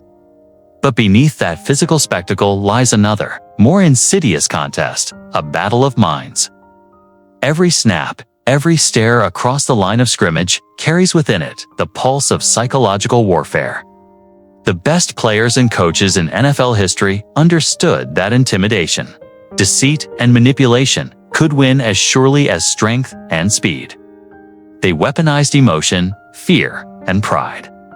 And in doing so, they blurred the line between competitive edge and ethical collapse. No one embodied that philosophy more vividly than linebacker Bill Romanowski, the self-proclaimed psychopath in pads. Throughout the 1990s and early 2000s, Romanowski turned mental warfare into an art form. He was known to spit on opponents, whisper insults through face masks, and study not just game film, but player temperaments, learning which words could trigger a meltdown. "If I can get in your head," he once said, "I've already won." His approach wasn't just about aggression. It was about control, forcing another man to lose composure, to forget the system, to play angry instead of smart. Romanowski was far from an outlier. In a league built on alpha energy and split-second decisions, psychological manipulation became the hidden dimension of strategy. Defensive backs studied wide receivers' tendencies, not just routes, but reactions. They'd tug a jersey subtly, bump after the whistle, murmur a name or insult that hit close to home. The goal wasn't just to disrupt rhythm. It was to erode self-belief. But psychological warfare wasn't confined to the field. Coaches perfected it behind closed doors, in film rooms, locker rooms, and press conferences. Bill Belichick, perhaps the most cerebral figure in modern football, built dynasties not only on X's and O's, but on controlled psychological ecosystems. Every Patriots player was indoctrinated into a culture of silence, precision, and paranoia. Opponents called it the Patriot Way. Insiders called it mental conditioning. Belichick's philosophy thrived on mystery, revealing nothing, controlling everything. Reporters were fed cryptic phrases. Players were reminded daily that leaks were betrayal. The result was psychological unity, an invisible armor that left other teams guessing and doubting themselves. Belichick also weaponized perception. His stoic demeanor, his refusal to react publicly, created a vacuum that opponents filled with their own frustration. Coaches hated losing to him, not just because he won, but because he never showed them that they mattered. His silence was dominance disguised as indifference. To beat Belichick, you first had to believe you could. Most never did. The roots of mental manipulation in football stretch back decades. Vince Lombardi, though remembered for his moral clarity, understood the necessity of psychological control. He used fear as a tool, demanding perfection, berating players to the edge of collapse, then rebuilding them in his image. His locker room was both sanctuary and crucible. Players who survived his methods emerged tougher, colder, and more disciplined than their opponents. To Lombardi, pressure wasn't the enemy, it was the instrument that revealed the truth. By the 1970s, coaches like Chuck Noll and Tom Landry carried that mental game further. They created systems so complex and exacting that merely understanding them separated leaders from followers. Noll's Steelers practiced in silence. Landry's Cowboys rehearsed like soldiers. It wasn't about deception, it was about mental mastery. The opposing team wasn't just playing against athletes, they were playing against an idea, one that demanded precision, obedience, and psychological submission. But the darker side of football's mental game wasn't just in control, it was in cruelty. Players learned to exploit opponents' insecurities, racial slurs, family insults, threats whispered through helmets. For decades, that behavior was excused as competitive fire. Coaches even encouraged it. The goal was simple: destroy concentration, tilt emotion, and force mistakes. In an environment where masculinity was currency, silence equaled weakness. The 1980s and 1990s saw a shift from verbal abuse to strategic deception. Teams began using psychology as tactical disguise. Quarterbacks sparked false cadences to draw offsides. Defenses disguised blitz packages to trigger panic. Coaches leaked false injury reports to manipulate game plans. The mental battlefield extended beyond the gridiron into press conferences and headlines. Belichick again was a master of this theater. Before big games, he'd often release misinformation, injuries, fake tendencies, red herrings in the media. Opponents wasted practice time preparing for ghosts. The Patriots weren't just beating teams, they were programming them. The phrase "do your job" wasn't just motivational, it was hypnotic repetition, designed to erase individuality and create total obedience. The psychological infrastructure behind New England's dominance was as deliberate as its playbook. And then there was trash talk, the psychological jazz of football. Some players used it as rhythm, others as warfare. Ray Lewis turned it into theater, mixing scripture with threat. Richard Sherman used it as a mirror, reflecting opponents' arrogance back at them until it cracked. Trash talk wasn't just noise. It was tempo control, setting emotional cadence, forcing reactions. The best trash talkers didn't yell to be heard. They whispered to be remembered. Behind all this was the NFL's unspoken truth. Mental edges were tolerated as long as they produced results. Teams fined players for excessive hits, but not for psychological damage. Coaches preached sportsmanship while praising mental toughness, code for emotional manipulation. The league's culture rewarded ruthlessness disguised as preparation. Even off the field, the battle continued. The draft combine became psychological testing ground. Teams probing players' fears, traumas, and triggers. Prospects were asked invasive questions, pushed to tears, measured not just by athletic metrics, but by composure under humiliation. Teams wanted warriors, not just athletes, men who could absorb psychological stress and redirect it outward. The NFL's history of psychological warfare is, in many ways, a reflection of America's obsession with domination. Not through compassion, but through control. Coaches became CEOs of human emotion. Players became assets of mental fortitude. The field was no longer just a physical arena. It was a psychological experiment in endurance, ego, and submission. Yet the most enduring manipulation may be cultural. The league markets unity and integrity while quietly feeding rivalries, controversies, and emotional extremes. Every narrative, revenge games, underdog stories, redemption arcs is designed to evoke emotion, not reflection. The NFL doesn't just broadcast football, it engineers feeling. And that, in itself, is the grandest psychological play of all. Because the truth is, the modern NFL runs not on adrenaline, but on belief. Belief in the myth of fairness, in the power of loyalty, in the illusion that winning is moral. And every player, coach, and fan becomes part of that vast collective mind game, willingly or not. In the end, psychological warfare is football's invisible frontier. The bruises heal, but the mental scars, the doubts, the obsessions, the manipulation linger forever.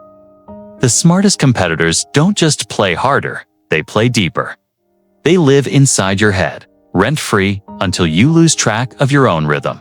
And when that happens, when suspension, the word itself carries weight in the NFL. It's meant to symbolize justice, consequence, accountability. But in the modern league, suspension has evolved into something else entirely. A tool of optics, a performance of integrity. What was once a disciplinary act has become a media strategy, a way to reassure the public that order still exists, even when the truth suggests otherwise. Behind closed doors, every punishment in the NFL is negotiated, curated, and staged. It's not simply about enforcing the rules, it's about appearing to. The league's disciplinary system, from player fines to multi-game bans, has become a business in itself, shaped by revenue, reputation, and narrative control. The shield must remain untarnished, even when the hands holding it are covered in contradiction. To understand this, you have to go back to the mid-2000s, when the NFL's power structure shifted from the commissioner's office being a neutral arbiter to a branding machine. Roger Goodell, appointed commissioner in 2006, inherited a league flush with cash and cultural dominance, but one under siege from scandals. From Pac-Man Jones' nightclub incidents to Michael Vick's dogfighting ring, the NFL's image was spiraling. Goodell's mission was clear: protect the shield. But protecting it didn't always mean justice. It meant control of the story. The personal conduct policy implemented under Goodell gave the commissioner sweeping power to punish players even without criminal convictions. On paper, it was about accountability. In practice, it was about optics. The NFL could now distance itself from controversy instantly, handing down suspensions that looked decisive in the headlines, but often fell apart under scrutiny. The punishments were inconsistent, sometimes draconian, sometimes inexplicably light, but always perfectly timed for public relations. When Ray Rice was suspended 2 games in 2014 for domestic violence, the outrage was immediate. When the video surfaced showing the brutality, the league claimed ignorance, extending the suspension indefinitely. But the damage was done. The NFL had not acted out of principle. It had acted out of exposure. The Rice case revealed something the league had tried to conceal for decades. Punishment was unmoral. It was commercial. Goodell's office became a courtroom without due process. Investigations often appeared reactive, evidence withheld or selectively leaked to shape narratives. The NFL's discipline pipeline became entangled with broadcast schedules, jersey sales, and advertiser pressure. Fans weren't just consumers of football, they were consumers of morality plays. The Deflategate scandal in 2015 turned this dynamic into theater. The investigation into Tom Brady's allegedly underinflated footballs wasn't just about air pressure. It was about credibility. Brady was the face of the league, the golden boy of modern football. To accuse him was to question the purity of the game itself. And so, when Goodell handed down a 4-game suspension, it wasn't about physics. It was about proving that even icons could bleed. The NFL spent millions on the Wells Report, an investigation that read more like a legal drama than a sports inquiry. But Deflategate's aftermath revealed a deeper hypocrisy. When lesser-known players violated the rules, the hammer fell swiftly. When stars were involved, deliberation became endless. Suspensions were often reduced, settlements quietly reached, and the narrative reframed. Fairness was conditional based not on evidence, but on market value. That same imbalance echoed in the Bountygate scandal. The New Orleans Saints defensive players and coaches were suspended for allegedly paying bonuses to injure opponents. The league declared moral outrage, yet behind the scenes, executives knew that similar incentive pools existed across teams for decades, informal systems of cash rewards for big hits, turnovers, or game-changing plays. Bountygate became a public sacrifice, a necessary show of accountability while the rest of the league carried on business as usual. The irony is brutal. The NFL's disciplinary arm has become one of its most profitable storytelling engines. Suspensions fuel talk shows, dominate news cycles, and boost engagement.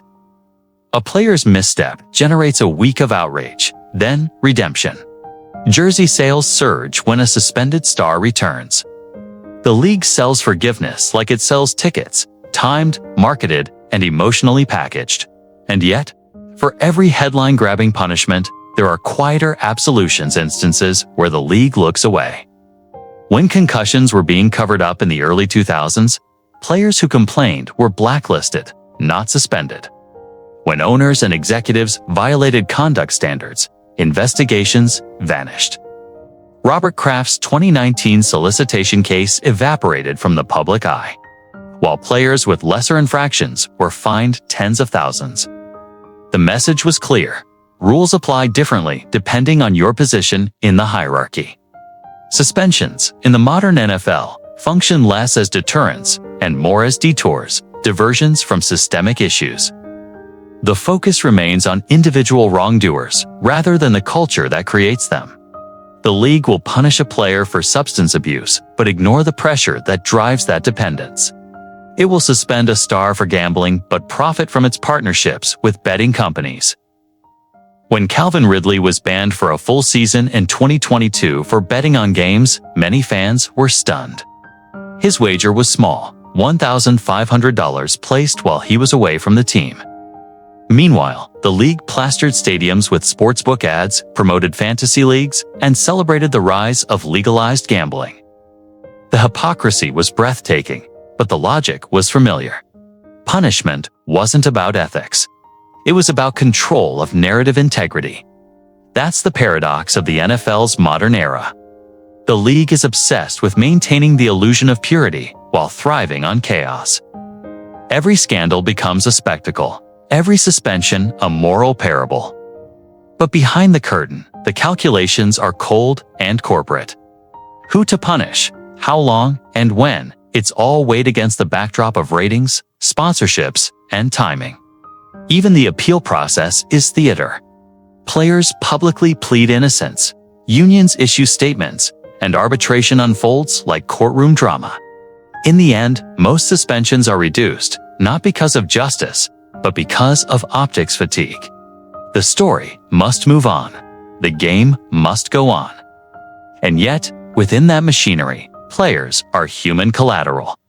Suspensions tarnish reputations permanently, even when overturned. Careers derail, contracts vanish. The stigma lingers long after the headlines fade. Meanwhile, the league itself emerges unscathed, the shield brighter than before. The NFL's disciplinary business thrives on contradiction. It punishes dishonesty while operating in half-truths. It preaches integrity while monetizing scandal. It tells the public that no one is above the law, then quietly proves otherwise. It's not about reform, it's about ritual. The league must be seen cleaning itself, no matter how dirty the water remains. And so the cycle continues. Every year brings new suspensions, new apologies, new promises of accountability. The fans rage, forgive, and return. The league cashes the check. The myth of justice is preserved. Because in the end, the NFL's most profitable product isn't football. It's redemption packaged, branded, and sold to a public that craves the illusion that wrongs can be righted, as long as the next game kicks off on time. In the end, every scandal needs an audience. Every rule broken, every deception uncovered, it all lives and breathes because of those who choose to keep watching. The NFL's history of cheating isn't sustained solely by the players who bend the rules or the coaches who design the loopholes. It survives and thrives because of the fans who excuse it, justify it, and sometimes even celebrate it. The psychology of fandom is complex. It blurs the boundary between identity and allegiance, morality and loyalty. To be a fan is to surrender to something bigger than yourself, to attach part of your own worth to the colors, the logo, the scoreboard. So when your team cheats, it doesn't feel like a betrayal. It feels like strategy. When your hero gets caught, it doesn't feel like shame. It feels like persecution. The line between right and wrong dissolves into tribal instinct. Take Spygate, for instance. When the New England Patriots were caught illegally filming opponents' signals in 2007, the outrage across the league was volcanic. But in New England, it barely registered. The fans didn't abandon their team. They circled the wagons. Talk radio turned into a defense council, framing Belichick not as a cheater, but as a genius punished for thinking too far ahead. Everyone does it, caller said. He just got caught doing it better. That's the logic of complicity. The quiet acceptance that winning matters more than how you win. It's not unique to the Patriots or even to football. It's woven into the fabric of sports culture itself. Fans crave victory so intensely that morality becomes negotiable.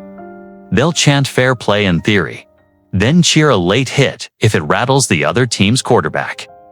They'll wear jerseys of suspended players, defend them online, and build elaborate justifications for the indefensible. In psychological terms, it's called moral licensing, the act of excusing bad behavior because it's done in service of a greater cause. In sports, that cause is loyalty. Fans tell themselves that cheating is just another part of competition, that everyone's bending the rules in some way. And so the illusion holds.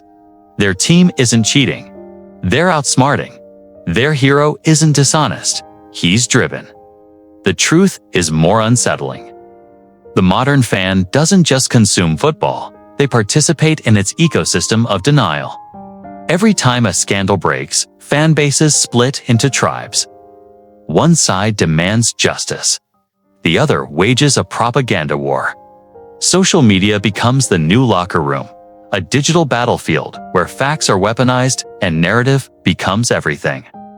The NFL, quietly, benefits from it all. Outrage drives engagement. Engagement drives profit. The league understands that fans don't want purity. They want absolution. They want to believe in the myth of their heroes. And when that myth cracks, they want the league to provide a storyline that restores balance. That's why suspensions, apologies, and second chances are so carefully staged. Redemption arcs sell as well as touchdowns. And fans, willingly or not, become part of that machinery. Consider the case of Ray Lewis in 2000, in the aftermath of a double homicide in Atlanta. Lewis was charged with murder before ultimately pleading guilty to obstruction of justice. He paid a fine, returned to the field, and 2 years later, hoisted the Lombardi Trophy as Super Bowl MVP. Fans cheered as if the past had never happened. Baltimore built a statue in his honor. The league, eager for a comeback story, never questioned it. The public's collective forgiveness wasn't accidental, it was engineered. Or look at Lawrence Taylor, one of the most dominant linebackers in NFL history. His off-field issues from drug abuse to criminal charges were well documented. But the fans never turned on him. They revered him, his chaos becoming part of his legend. The greater the fall, the more mythic the rise. The public didn't want morality, they wanted drama. The complicity of fans extends beyond individuals. It shapes the entire culture of football. When the league faced its concussion crisis in the 2010s, evidence mounted that players were dying early, suffering from CTE, their brains deteriorating from decades of hits. The outrage came and went. Stadiums stayed full. The same fans who tweeted about the dangers of head trauma were still cheering for bone-crushing tackles every Sunday. Violence was the product, and the audience was addicted. It's the same addiction that drives fans to justify rule-bending. When players use performance-enhancing drugs, fans recoil publicly but secretly crave the spectacle. Bigger, faster, stronger, the demand never ends. Every touchdown, every sack, every broken record feeds the illusion that the game is evolving. The fans want superhuman performances, but not the moral burden of what creates them. They want the impossible purity in a system built on excess. Even when scandals expose systemic issues, fandom absorbs the shock. Take Bountygate, a revelation that shook the sport's moral core. Fans were appalled at first, but soon the narrative shifted. It's football, they said. It's always been violent. Within a year, the outrage had faded. The Saints fan base, far from ashamed, adopted a defiant pride. Banners appeared reading "Free Sean Payton," turning punishment into rebellion, guilt into identity. That's the psychology the NFL relies on, collective amnesia. The league doesn't need fans to forget the scandals. It just needs them to move on. New seasons, new headlines, new controversies. The rhythm of fandom becomes the rhythm of distraction. The emotional investment runs so deep that morality becomes a luxury most fans can't afford. To condemn their own team would feel like condemning themselves. But there's another, darker layer: the social cost of speaking out. Fans who question their team's ethics are often ostracized. They're labeled traitors, fake fans, or haters. In tribal sports culture, morality, by the time the NFL entered the age of 24-hour coverage and billion-dollar broadcast contracts, the game had become something more than sport. It was a spectacle. Every pass, every penalty, every sideline argument became a story, and the people writing those stories had the power to define legacies. The media wasn't just documenting football anymore, it was creating mythology. And in mythology, there's no room for nuance. You are either a hero or a villain. From the earliest radio commentators to today's digital pundits, the press has always been part of the league's architecture. But as television deals deepened and the stakes rose with each rating point, the role of journalists shifted from watchdog to partner. Networks weren't just reporting the news, they were selling it. And with billions of dollars tied to image, access, and drama, certain narratives became too profitable to challenge. The NFL learned early how to weaponize media. In the 1970s and 1980s, as the league grew into a national religion, Commissioner Pete Rozelle understood the psychology of the American public better than anyone. He knew scandal could destroy trust, but he also knew that controversy could amplify attention. So the league mastered the art of selective exposure. Let the public see enough to feed the fire, but never enough to burn the house down. That control evolved with technology. By the time of ESPN's rise in the 1990s, highlight culture had taken over. Moments of brilliance were looped endlessly, but moments of deceit or hypocrisy were buried under the next big catch. When players were caught using banned substances, the coverage often centered not on their actions, but on their redemptive arcs. When a coach bent a rule, commentators framed it as gamesmanship. The story wasn't the truth. It was the angle that sustained engagement. The Patriots' Spygate scandal is a case study. When the tape surfaced showing New England filming opponent signals, it wasn't just an investigation, it was theater. Cable networks turned it into a week-long morality play. Debates ran endlessly. Was Belichick a genius or a cheater? Was it innovation or immorality? Lost in the noise was the structural reality. The league's culture of surveillance had been tolerated for decades. The difference was who got caught and how profitable their downfall could be. Media outlets have always walked that razor's edge, dependent on the NFL's access, yet tasked with critiquing it. It's why certain questions rarely get asked. Why did concussion research remain underreported for years? Why were domestic violence cases minimized until public outrage became unmanageable? Because silence maintains partnerships. Because outrage has to be timed for maximum ratings. The truth, inconvenient and unprofitable, often waits behind the curtain until it's safe to emerge. The dynamic between image and influence isn't limited to journalists. Sports networks, sponsors, and advertisers form a silent coalition of interests. If a quarterback is the face of a billion-dollar brand, stories about his flaws are softened. If a team represents a key television market, its controversies are reframed as misunderstandings. The press becomes part of the league. ES immune system defending the product while appearing to question it. And yet, fans crave villains. The media understands this too well. Every scandal becomes serialized drama. Deflategate wasn't simply about CI levels. It was about envy, rivalry, and the theater of Tom Brady's downfall. Talking heads filled endless hours, debating air pressure and intent. Not because it mattered, but because it glued millions to their screens. Outrage became a commodity. There's a pattern to it. Vilify, crucify, then sanctify. A player caught cheating is condemned in headlines, dissected in interviews, then eventually reborn in redemption montages. The cycle feeds itself: sin, punishment, forgiveness. Every arc adds to the mythology, and the league emerges stronger for surviving its own chaos. The media becomes both executioner and priest, destroying and resurrecting reputations in a single broadcast cycle. But beneath that cycle is complicity. Reporters who question too deeply risk losing access to locker rooms, press passes, or insider scoops. The best stories, the real ones, often come from silence, not soundbites. The journalist who digs into systemic corruption may find their editor less enthusiastic once the legal department intervenes. The broadcast host who criticizes the league too sharply may see their airtime reduced. The NFL doesn't need to censor directly. It simply reminds its partners of the cost of disobedience. Social media changed everything again. Now, every player, coach, and fan can craft their own version of reality. The NFL's PR machine doesn't just work through press releases anymore. It works through influencers, team accounts, and orchestrated outrage. Hashtags replace headlines.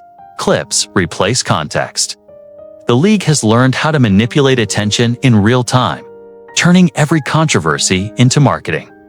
It's no accident that scandals often break conveniently around contract negotiations or major events. The media, knowingly or not, becomes the delivery system for distraction. A referee controversy can overshadow a labor dispute. A player's off-field drama can draw attention away from an owner's misconduct. The more the audience debates morality, the less they question money. And yet, the audience keeps watching because the storytelling is irresistible. In the grand narrative of the NFL, even dishonesty becomes part of the spectacle. The league thrives, not in spite of its controversies, but because of them. The media, in amplifying deceit, also preserves the illusion of fairness. Fans are given villains to hate, heroes to defend, and endless moral debates to sustain their investment. That's the paradox. The media acts as both the league's critic and its co-conspirator. It exposes corruption just enough to validate its own relevance, then buries the evidence beneath highlight reels. It feeds on outrage, profits from redemption, and keeps the carousel turning. In the end, journalism in the NFL isn't about truth, it's about narrative control. The heroes we celebrate and the cheaters we condemn are both products of storytelling. Behind every broadcast and breaking headline lies a decision. What version of reality sells best today? And in that decision, the game itself becomes secondary. What matters is the spectacle, the illusion of moral order in a system built on contradiction.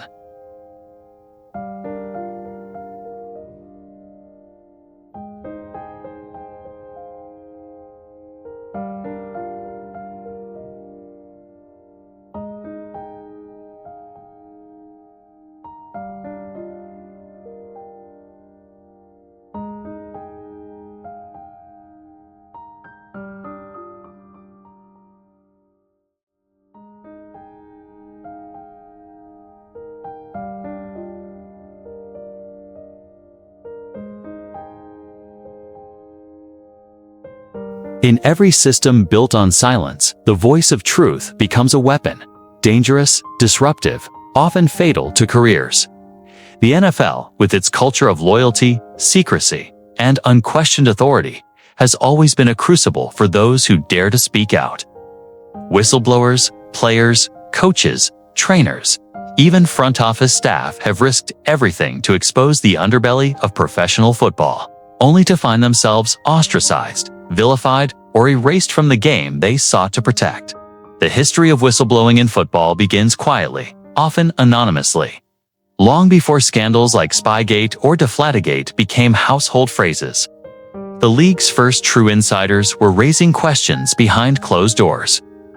In the 1970s, during the early days of player safety advocacy, several linemen and trainers began documenting head injuries, recognizing patterns of concussions that were being ignored. They reported symptoms, medical anomalies, and repeated trauma to management only to be met with skepticism and subtle threats. Their warnings were inconvenient. Progress would be too costly, and the product could not slow down. Many of these early whistleblowers never returned to the field, or, if they did, were relegated to the margins, treated as troublemakers rather than protectors of the sport. One of the most famous examples comes from Dr. Bennett Omalu, the forensic pathologist who discovered chronic traumatic encephalopathy (CTE) in NFL players' brains in 2002. Omalu's research was initially ignored, ridiculed, and dismissed by the league's medical advisors. He faced intense professional scrutiny and public skepticism. The NFL, at first, publicly questioned his findings while simultaneously commissioning studies that delayed acknowledgement of the true scope of head injuries. Omalu's story exemplifies a recurring truth. The NFL is not just resistant to bad news, it actively protects itself from it. Those who threaten the narrative of control are treated as liabilities. Players, too, have learned the peril of speaking out. Chris Borland, a linebacker for the San Francisco 49ers, retired after just one NFL season, citing concerns about brain trauma. His decision was met with a mix of admiration and derision. Teammates expressed unease. Owners subtly criticized his motives, and fans debated whether his choice was brave or cowardly.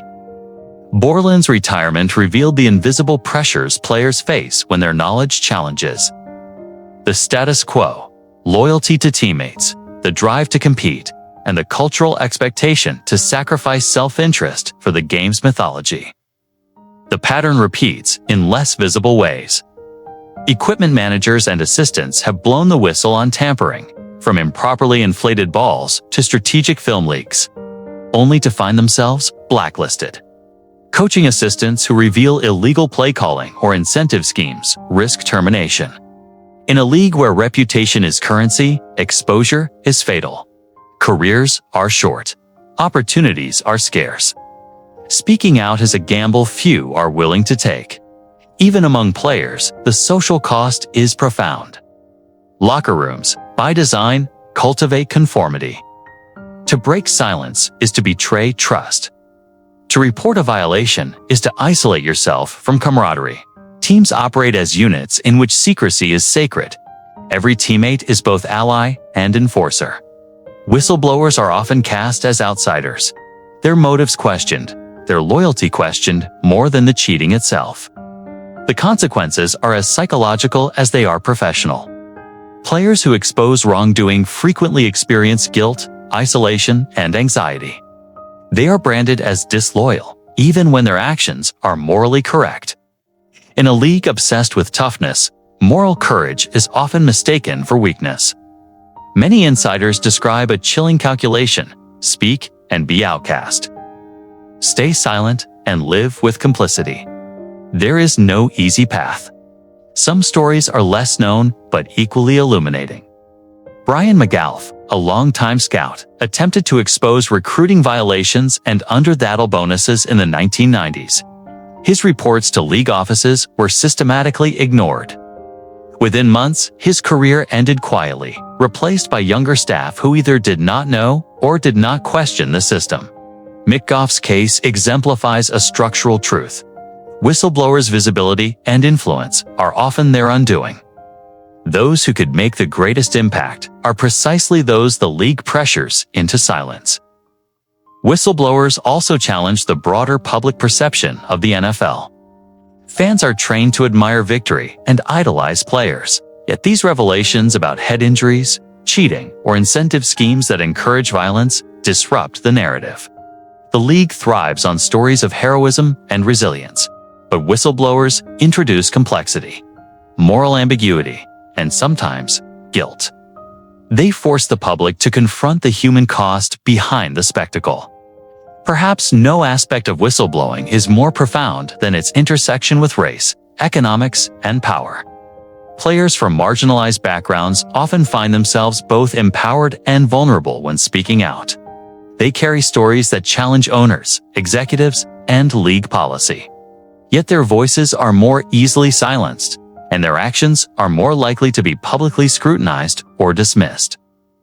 The cost of truth-telling is disproportionately high for those with the least institutional protection. Yet whistleblowers persist, driven by conscience, responsibility, or sheer frustration. Their actions have sometimes led to meaningful change. stricter protocols for concussions, the implementation of safety equipment, innovations, and public acknowledgement of long-ignored rules violations.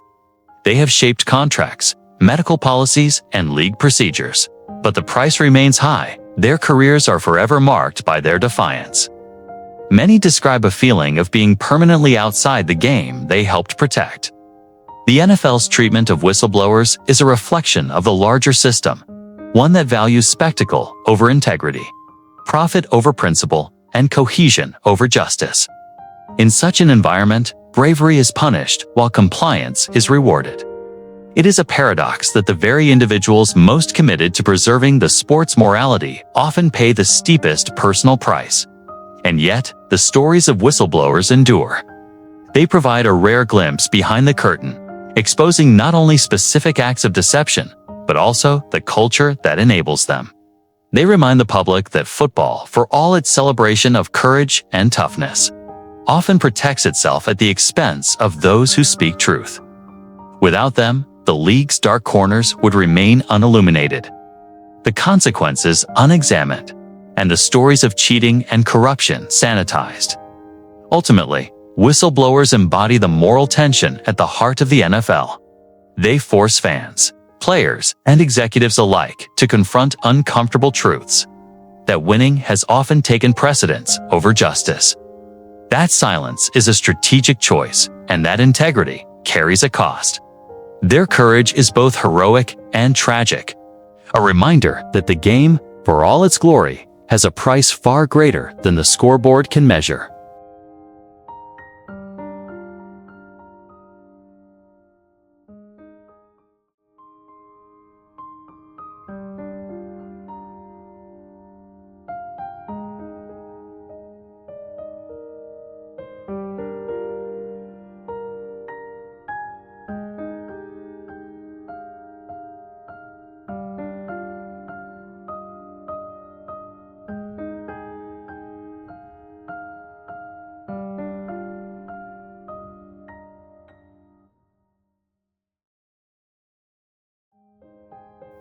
Redemption in the NFL is a complex currency, traded publicly but earned privately. It is never guaranteed, yet it is often offered as spectacle, a promise to fans, sponsors, and media alike that the system can restore what has been broken. The question of redemption in football is as old as the league itself. Can a player, coach, or executive who has transgressed the unwritten or codified rules of the game ever truly make amends? Or is their legacy forever tainted by past choices?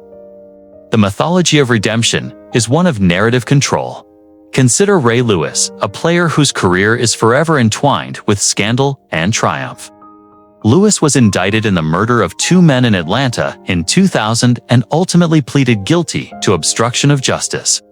For many, this moment could have defined him permanently as a cautionary tale, a figure marked by moral failure. Instead, the league and media created a carefully curated path to redemption. His return to the field, coupled with leadership on and off it, reframed his narrative. By the time he retired, after 17 seasons, he was celebrated as a Super Bowl champion, Hall of Famer, and philanthropic role model. Public forgiveness, amplified by spectacle and storytelling, had rewritten his legacy. Redemption is rarely linear. Michael Vick provides a cautionary counterpoint. Convicted in 2007 for running an illegal dogfighting ring, Vick's path back to the NFL was fraught with public scrutiny and moral judgment. Fans and commentators debated whether he deserved another chance, while his teammates grappled with the ethics of fielding someone with such a violent past. Vick's eventual return was lauded as a story of personal growth and rehabilitation, yet skepticism lingered. His legacy became a dual narrative: brilliant athlete and controversial figure. The binary reflecting the tension between personal transformation and the permanence of public memory. Redemption in the NFL often hinges on timing and optics. Athletes who admit guilt, serve suspension, and embrace public contrition are more likely to be reintegrated into the league and celebrated. Those who deny wrongdoing deflect responsibility. or resist the media narrative often find themselves trapped in a permanent cycle of condemnation. It is not only performance that dictates their future, but narrative compliance, a willingness to participate in the story the league and media have constructed. Some players, however, reject the notion of redemption altogether, choosing to double down. Ben Roethlisberger, embroiled in sexual assault allegations in the early 2010s, faced league discipline, but ultimately returned to play at a high level without publicly embracing the path of contrition or moral reckoning that fans often expect. His performance on the field, combined with strategic PR management, allowed him to maintain fan support despite ongoing controversy. These cases reveal a stark reality. Redemption is conditional and can be manufactured, while repeated transgression can be tolerated if the performance justifies it. The concept of public forgiveness also demonstrates the power of collective memory. Fans are willing to absolve if they perceive growth, humility, or contrition. They are more reluctant to forgive ongoing deceit. This is evident in the stories of Plaxico Burress or Adrian Peterson, whose off-field legal issues initially threatened to define their careers. Burress served prison time for a firearms incident, while Peterson faced child abuse charges. Both returned to play. Both were celebrated by certain fan segments, though with persistent moral skepticism. The oscillation between condemnation and celebration is less about absolution than narrative satisfaction. The audience craves a satisfying arc, a story that reconciles failure with eventual triumph. The league itself often facilitates this process, leveraging suspension, fines, and media narratives to construct arcs of redemption. Players' misdeeds are treated as temporary setbacks rather than permanent stains, provided the timing aligns with business interests. Super Bowl runs, jersey sales, and marketable personas all factor into who is forgiven and how quickly. Redemption is, in many ways, transactional, a performance staged for public consumption, with morality serving as backdrop rather than driving principle. Yet, redemption is not always fully achieved. The shadow of past scandal lingers, shaping legacies and fan perception. Even after suspension or public apology, athletes may be forever associated with the controversies they survived.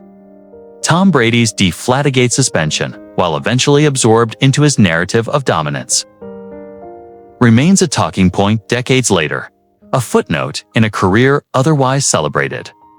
The tension between achievement and transgression persists, reminding us that public forgiveness is never total, only mediated by storytelling. Moreover, the league itself often repeats the cycle it seeks to resolve. Players who return after suspension frequently find themselves under intensified scrutiny. Any misstep is amplified, treated as evidence that prior punishment was insufficient. Repeat offenses reinforce the narrative of inevitability, a pattern that confirms skepticism about integrity. The public, the media, and the league participate in a continual feedback loop. Scandal, punishment, redemption, scrutiny, and sometimes repetition. It is a cycle that reinforces both moral ambiguity and the spectacle of contrition. Redemption also intersects with systemic issues. Performance-enhancing drug scandals, for example, demonstrate how the league can allow rehabilitation without addressing the underlying culture that enabled cheating in the first place. Players are forgiven after serving suspensions or returning negative tests. Yet the pressure to compete at elite levels remains. Incentives that once encouraged bending rules are not eliminated. They are merely tolerated once the individual has been corrected. The system itself rarely changes, only the story arcs of those who navigate it successfully. In the end, the question of redemption in the NFL is as much about perception as morality. The league, fans, and media collaborate in constructing narratives that reconcile wrongdoing with achievement. Athletes are expected to perform contrition, comply with public expectations, and deliver on-field excellence simultaneously. Those who succeed are celebrated. Those who fail are vilified. Yet both are shaped by forces far beyond personal choice. the economic imperatives of the league, the storytelling instincts of media, and the desires of fans for drama, closure, and heroes. Redemption and repetition, therefore, are two sides of the same coin, reflection of the league's moral economy. They reveal a culture obsessed with image and performance, one that negotiates forgiveness carefully while tolerating repeated transgression when profitable. The illusion of reform is as carefully managed as the spectacles that draw the crowds. Victory may be fleeting, but the stories of redemption endure, reinforcing both myth and reality in the sport's complex moral universe. Athletes, like the league itself, exist in this tension, striving for legacy, wrestling with past transgressions, and navigating the delicate terrain between penance and triumph. Every story of redemption is also a story of complicity, calculation, and narrative engineering. And every repetition of wrongdoing is a reminder that, in football, the past never fully disappears. It lingers, shaping perception, memory, and the fragile line between legend and infamy.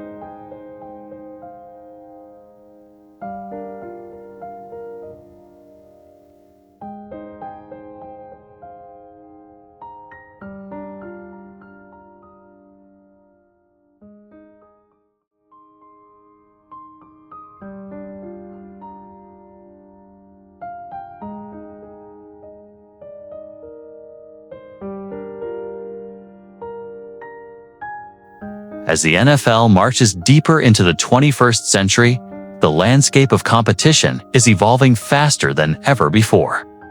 No longer is the game defined solely by human speed, strength, or strategy. It is increasingly shaped by data, by algorithms, analytics, and artificial intelligence. Every snap is tracked, every player monitored, every play analyzed in real time. This is a new frontier of insight, but also a new frontier of temptation.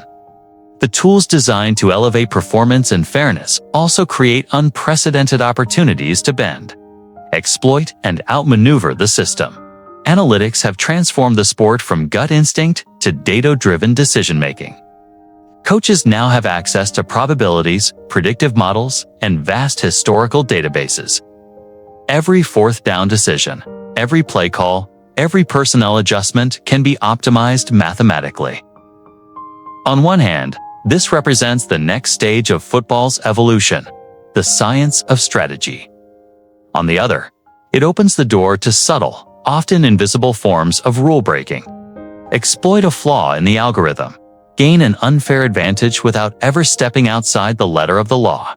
It is the same calculus that has driven human ambition for decades, the desire to win at any cost, now amplified by machines. Consider the implications of AI-assisted scouting and game planning. Teams can analyze opponents' tendencies, weaknesses, and patterns with a precision unimaginable just 20 years ago. When does this become unfair? When does it cross the line from innovation to exploitation? The boundaries are fuzzy, intentionally so. A front office that interprets a trend differently from a competitor is celebrated as visionary. A coach who uses AI to automate signal decoding may be accused of cheating, even though the technology is legally available.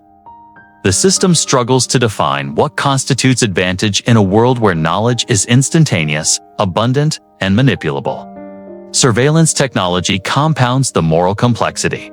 Wearables, biometric trackers, and video analysis tools allow teams to monitor players' physical output in unprecedented detail.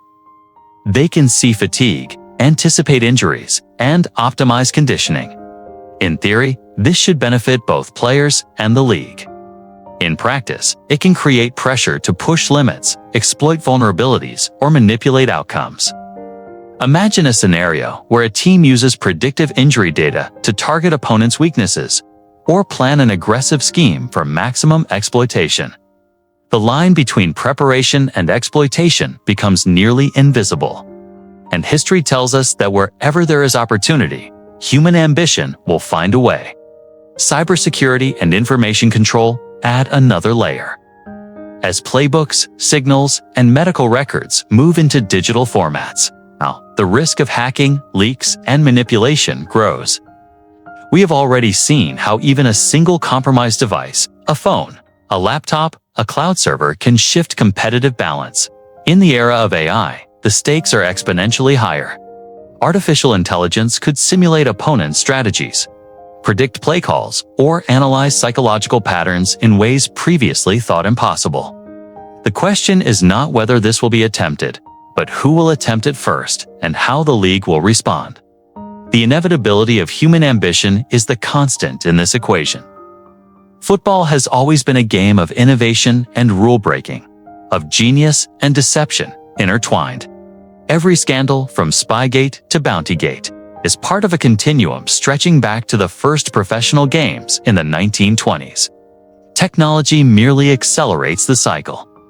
Just as steroids once enhanced performance and deflated balls manipulated physics, AI and analytics now enhance cognition and prediction. The tools change, but the impulses remain.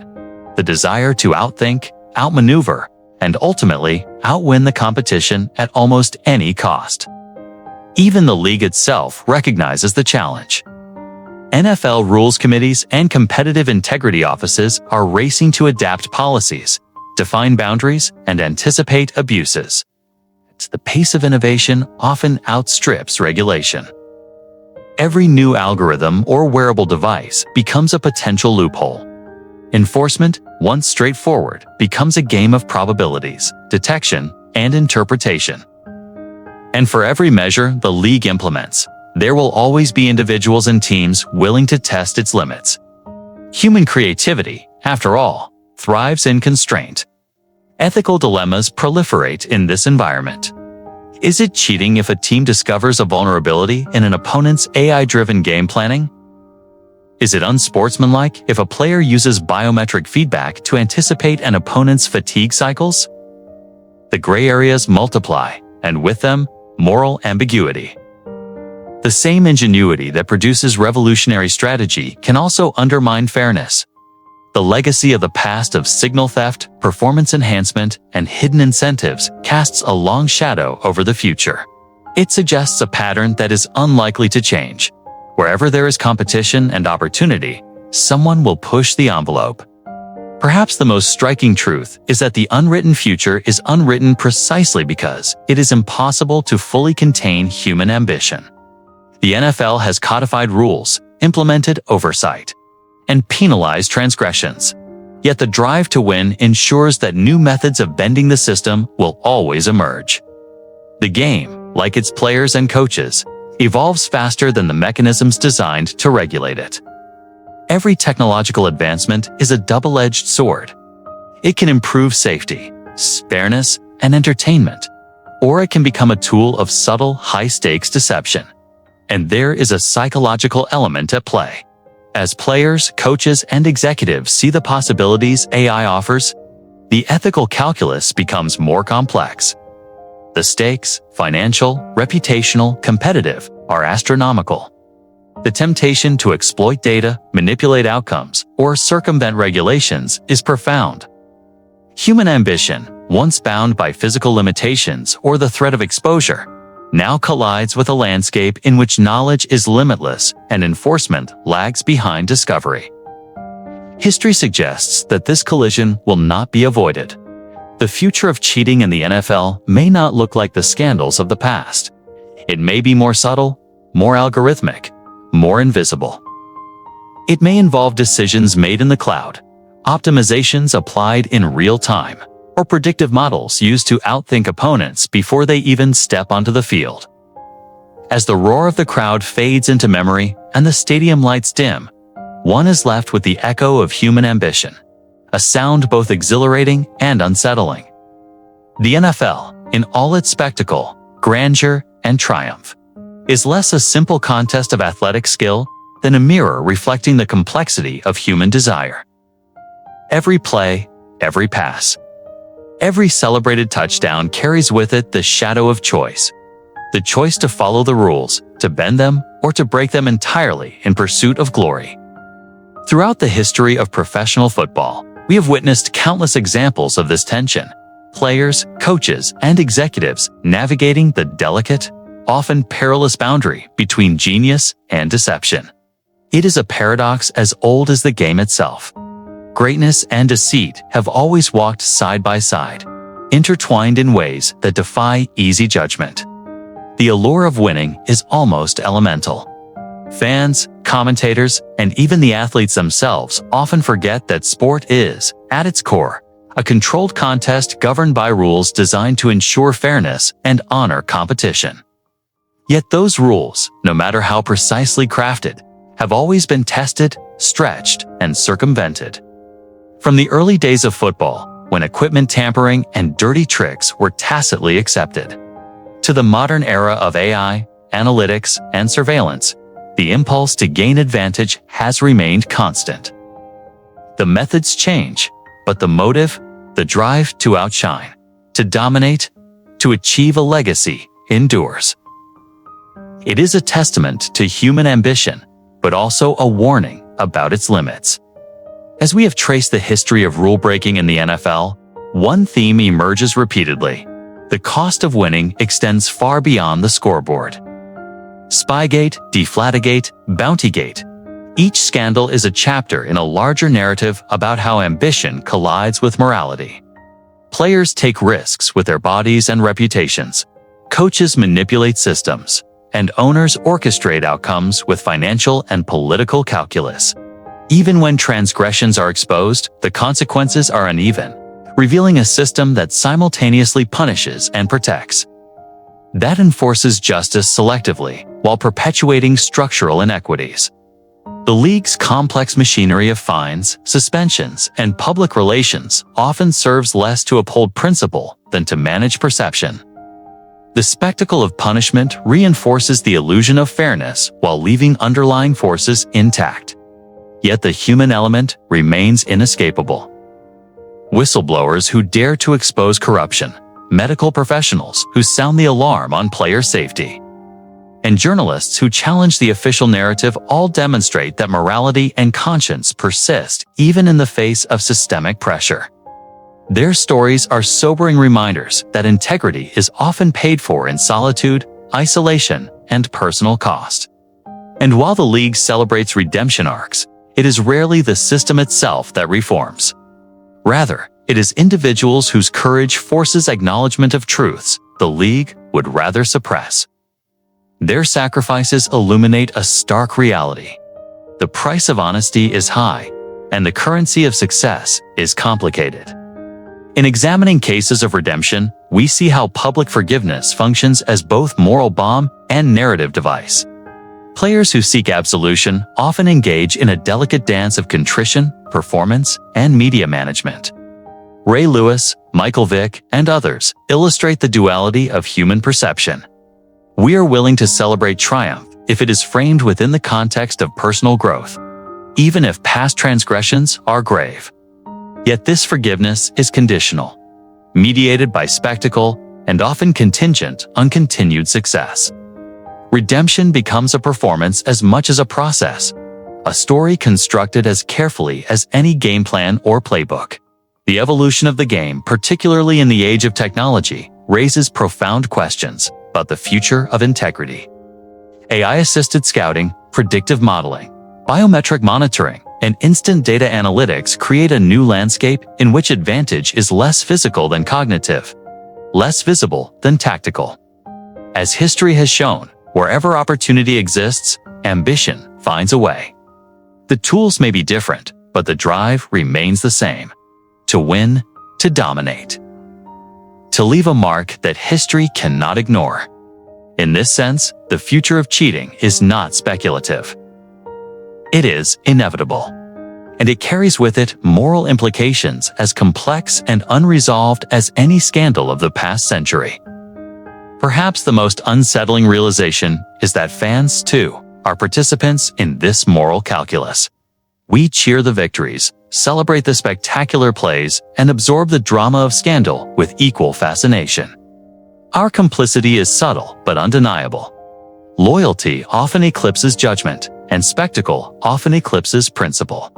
The culture of fandom has long tolerated, and in some cases even rewarded, cunning, ingenuity, and risk-taking that violate ethical norms.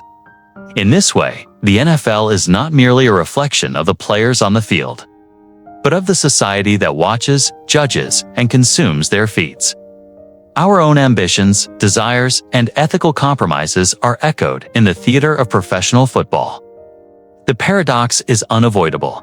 We revere athletes who push boundaries, yet we condemn them when the boundaries are crossed in ways that feel unsanctioned. We admire coaches whose strategies manipulate perception and psychology, yet we vilify those who exploit loopholes. We celebrate legends whose careers are built on brilliance and defiance, yet we are troubled by the shadow of their transgressions. In every scandal, in every controversy, there is a reminder that greatness is inseparable from moral risk, that glory is often purchased at the expense of integrity. And yet, this tension is what makes the NFL compelling.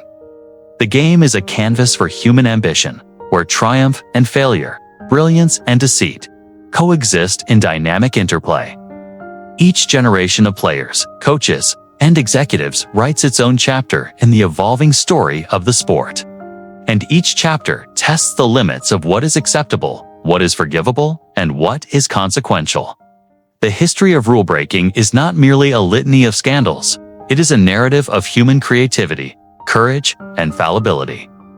It is a chronicle of ambition in its most naked, unvarnished form.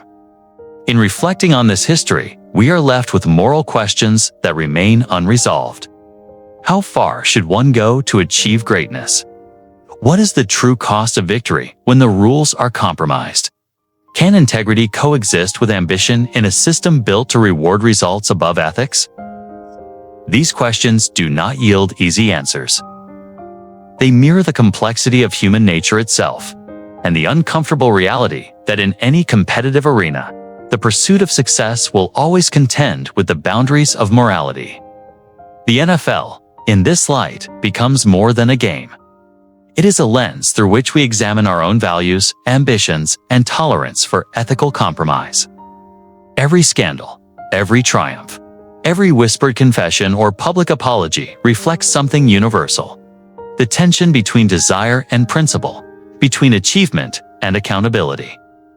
The spectacle of football is inseparable from the moral landscape it inhabits. And in that landscape, there are no absolutes, only choices and consequences, echoes and legacies. Ultimately, the story of cheating, ambition, and redemption in the NFL is a story about humanity itself. It is about how we define greatness, how we measure success, and how we reconcile the thrill of victory with the shadows it casts.